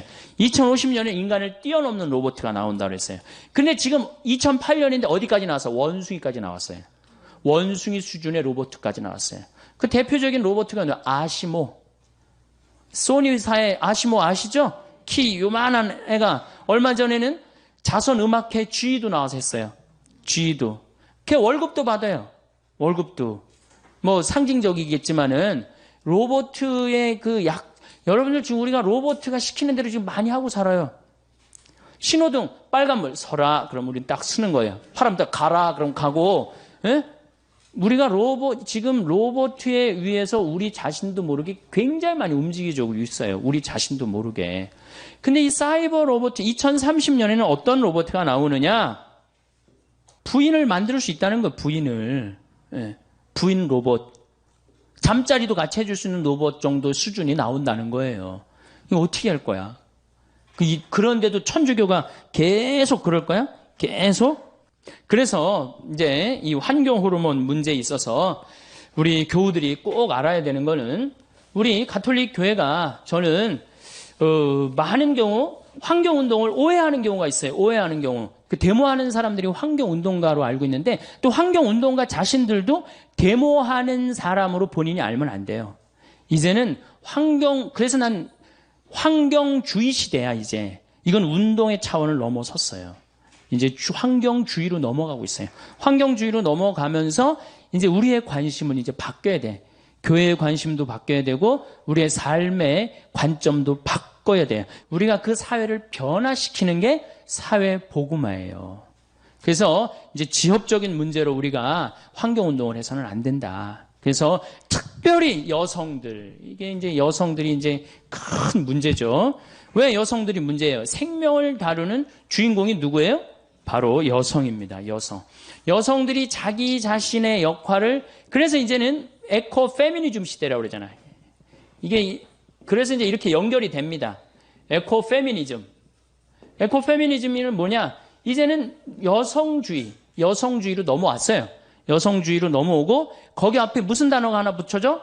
에코자가 붙어져. 에코, 생태 여성주의. 크러쉬 시대의 주인공이 돼야 된다는 거야. 생태주의 시대. 왜? 여러분들, 남자가 지배하는 세상에서는 하느님이 남성으로 불릴 수 있죠? 근데 하느님이 누가 남성이래? 하느님이 남성이에요? 하느님이 성이 있어요, 없어요? 하느님이 무슨 성이 없어요? 우리 인간 편에서 하느님을 아버지라고 부르는 거지 실질적으로는 하느님은 성이 없으신 분이에요. 근데 남자들이 세상을 지배했으니까 하느님을 남자 입장에서 생각하고 표현해서 뭐라 그래? 하늘에 계신 우리 아버지라고 그랬잖아요. 그런데 실질적으로 하느님은 아버지의 성보다는 어머니의 성이 훨씬 가깝다는 거예요. 생명을 창조해내고 만물을 길러내고 이거 다 남자가 애 놓는데 해는 일 뭐 있어요? 그리고 모든 그건 다 누가 해요? 여성이 다 합니다. 그만큼 여성은 생명에 있어서 풍요롭다는 거예요. 그래야지 이제 제대로 돌아간다는 거예요. 그래야지 제대로 돌아가야 된다는 거예요. 자, 보십시오. 이제 여성이 세상을 지배해야 되는데 그래서 이제 여성이 굉장히 앞으로 나가는데 천주교는 여성이 앞으로 나갑니까? 안 나갑니까? 나가고 싶어도 나갈 길이 없잖아. 모든 결정권을 누가 갖고 있어요? 주교님들이 갖고 있잖아요. 주교님이 남자예요, 여자예요? 뭐 감정 있어요? 남자라는 말에 이렇게 굉장히 감정이 실려요. 또 신부들이 전부 남자예요, 여자예요? 남자죠. 이게 우리 교회의 이제 이 핸디캡이에요. 제가 서울시에 양성평등 교육을 나갑니다. 양성평등. 왜냐하면 여러분들 이 개발도상국에서 선진국으로 올라갈 때 여성의 사회 참여율이 10%가 증가를 합니다. 내 자식만 서울대학 보내면 된다는 거기에 아주 미쳐갖고 사회에 관심이 없어요. 그래도 여러분들은 지금 이 사회보고학교 나온 여러분들은 선구자예요, 선구자. 정말 대단한 분들이에요. 제가 이제 천주교, 개신교, 불교 대담을 나간 적이 있어요. 원음방송에서. 근데 개신교에서는 누가 나왔냐면은 여성 목사님이 나왔어요. 그 다음에 불교에서는 그 쓰레기 봉투 제로 운동하는 스님이 나왔고, 그 다음에 그 원음에서는 그 여성 원무님이 나오고, 그 다음에 이제 천주교에서는 제가 나가서 대담을 하는데 밀려요. 왜? 내가 무슨 나도 농산물이라든가 이걸 잘 알지만은 여성 두 분한테 말이 안 되더라고요. 지금 가장 많은 주제가 뭐야? 먹을거리 아니에요. 근데 우리 지금 천주교에서 전부 다 남자들이 거기에 남자 신부님들, 우리 주교님들이 그 쇠고기에 대해서 여성들만큼 아주 뼈저리게 막 그런 위기의식을 느낄까요? 우리는 그 정도로 넘어간단 말이에요. 그 정도로. 그러니까 이 접근 방법이 굉장히 많이 틀린 거예요. 그래서 여성들이 한국 천주교에서, 한국 천주교뿐만 아니라 세계 교회에서 여성들이 깨어나지 않으면 천주교는 계속 추락하게 돼 있어요. 계속. 벌써 명예 자리를 하나 넘겨줬죠? 뭐 이슬람교가 우리보다 인구가 많아졌어요. 믿는 종교가. 이슬람도 독특한 종교지만은 어쨌든 가톨릭이 자꾸 떨어져요. 가톨릭이 자꾸 떨어져요. 이 떨어지는 이유가 한쪽 날개로 날아가기 때문이에요. 남자 날개로만 날아가기 때문이에요. 남자 날개로. 그래서 이제 양쪽 날개로 날아가는 시대가 온 거예요. 시대는 그렇게 변하고 있어요. 시대는 환경의 시대로 넘어가고 있어요. 환경의 시대. 그래서 이제는 교황님이 뭐라고 그러셨어요? 이제는 모든 이 지구에 사는 한 사람 한 사람이 환경을 걱정하고 환경을 개선하기 위해서 노력해야 된다. 교황님 담화 한번 보세요. 가족, 환경, 지구 공동체, 이거에 대한 문제를 언급을 하세요. 지금 성당 질 때가 아니야. 이제는 여러분들 건물에서 눈에 안 보이는 문화 공간으로 지금 넘어가고 있어요. 사이버 공간으로 넘어가고 있어요. 그러니까 이런 공간에 우리 천주교가 이제는 바뀌어야 되는데 거기에 가장 자극적인 게 뭐냐? 바로 환경 호르몬 문제라는 거예요. 내분비계 교란 물질. 이 내분비계 교란 물질에서 자, 이 사이버 인간이 이제 다 단종이 됐어. 오리지널 인간이 단종이 됐어. 한들 하느님이 안 계십니까? 여러분들 45억 년 전에 지구가 탄생했을 때 하느님 계셨어요? 안 계셨어요? 계셨죠? 그때 우리 인간이 있었어요? 없었어요? 우리는 아무것도 아니에요. 공룡이 막 활개칠 때 우리 인간이 있었어요? 없었어요? 우리 지금 없어진다 하더라도 DNA 조작 인간이 인간의 뒤를 잇는다. 어떨 것 같아요? 우리 인간은 억울할 수 있지만은 이걸 진화라고 표현합니다. 인간의 의지에서 DNA 조작 인간이 진화하는 거예요. 그리고 사이버 인간이 딱 나타났어. 사이버 인간이 나타나갖고 내가 이제 한 70이 됐는데 신부님 저 세례 좀 주십시오. 너는 로봇이기 때문에 세례 안 돼. 라고 얘기할 수 있을까요? 못합니다. 넌 로봇이기 때문에 너는 세례 못 줘. 그럼 사이버 인간들끼리 모여갖고 야 우리 세례 안 주는 데더라. 우리끼리 모여서 신부 하나 만들자. 그래갖고 그 로봇 중에 하나 서품 주문은 그걸로 끝나는 거 아니야. 끝나는 거 아니에요? 내가 너무 앞서 나가나 지금? 오늘? 너무 앞서 나가요? 근데 이미 그런 상태로 접어들고 있어요. 교회는 지금 아직도 뜨리덴틴 공의에 1520년도에 한 뜨리덴틴 공의에 머물러 있으면 안 됩니다. 그리고 역사적으로 교회가 항상 끌고 나갔지 끌려다니면서부터는 교회를 떠났어요. 끌려다니면서부터는. 우리가 끌고 나가야 돼. 그러니까 환경 문제. 여러분들 1980년대 제일 믿고 싶은 종교 천주교였어요. 근데 지금은 3등으로 떨어졌어요. 제일 믿고 싶은 종교 어디로 바뀌었어요? 불교로 바뀌었어요. 왜? 80년대부터 불교는 내가 그때부터 불교에 굉장히 관심이 많았는데 그때부터 환경 문제를 불교 조계종 거기에 아예 담당하는 스님이 계셨어요. 그리고 아주 정책적으로 그 조계종 거기 안에서 이 책도 정책적으로 출간을 다 했어요. 그러니까 제대로 잡은 거지. 시대의 흐름을 제대로 잡으니까 사람들이 어디로 나가요? 불교로 가는 거예요. 그런 생각이 들어요. 사람이 성전이거든. 학교 학생들은 이제 내가 바로 성전이다. 세상에 나가갖고 우리가 세상의 빛과 소금이 돼야 되겠다. 그런 생각을 하시고 그 얘기를 하도록 하겠습니다. 감사합니다. 몇 해 전 친구가 암 수술로 병원에 입원해 있을 때 담당 선생님께서 하신 말씀이 생각이 나네요. 일회용품 물건으로 뜨거운 음식 담는 거 주의하라는 말씀. 그때는 그런가 보다 했는데 우리 몸에 해로운 영향을 줄 수 있는 화합물, 주로 플라스틱이나 화학제품 등 이러한 물질은 우리 몸의 호르몬 시스템에 영향을 미치며 생식기관 문제, 대사이상, 암 등의 질병을 유발할 수 있습니다. 따라서 환경호르몬 물질을 피하기 위해 식품이나 생활용품을 선택할 때에는 신중하게 고르고 플라스틱 사용을 최소화하여야 합니다. 환경호르몬 물질에 주의하여 건강한 삶을 유지합시다.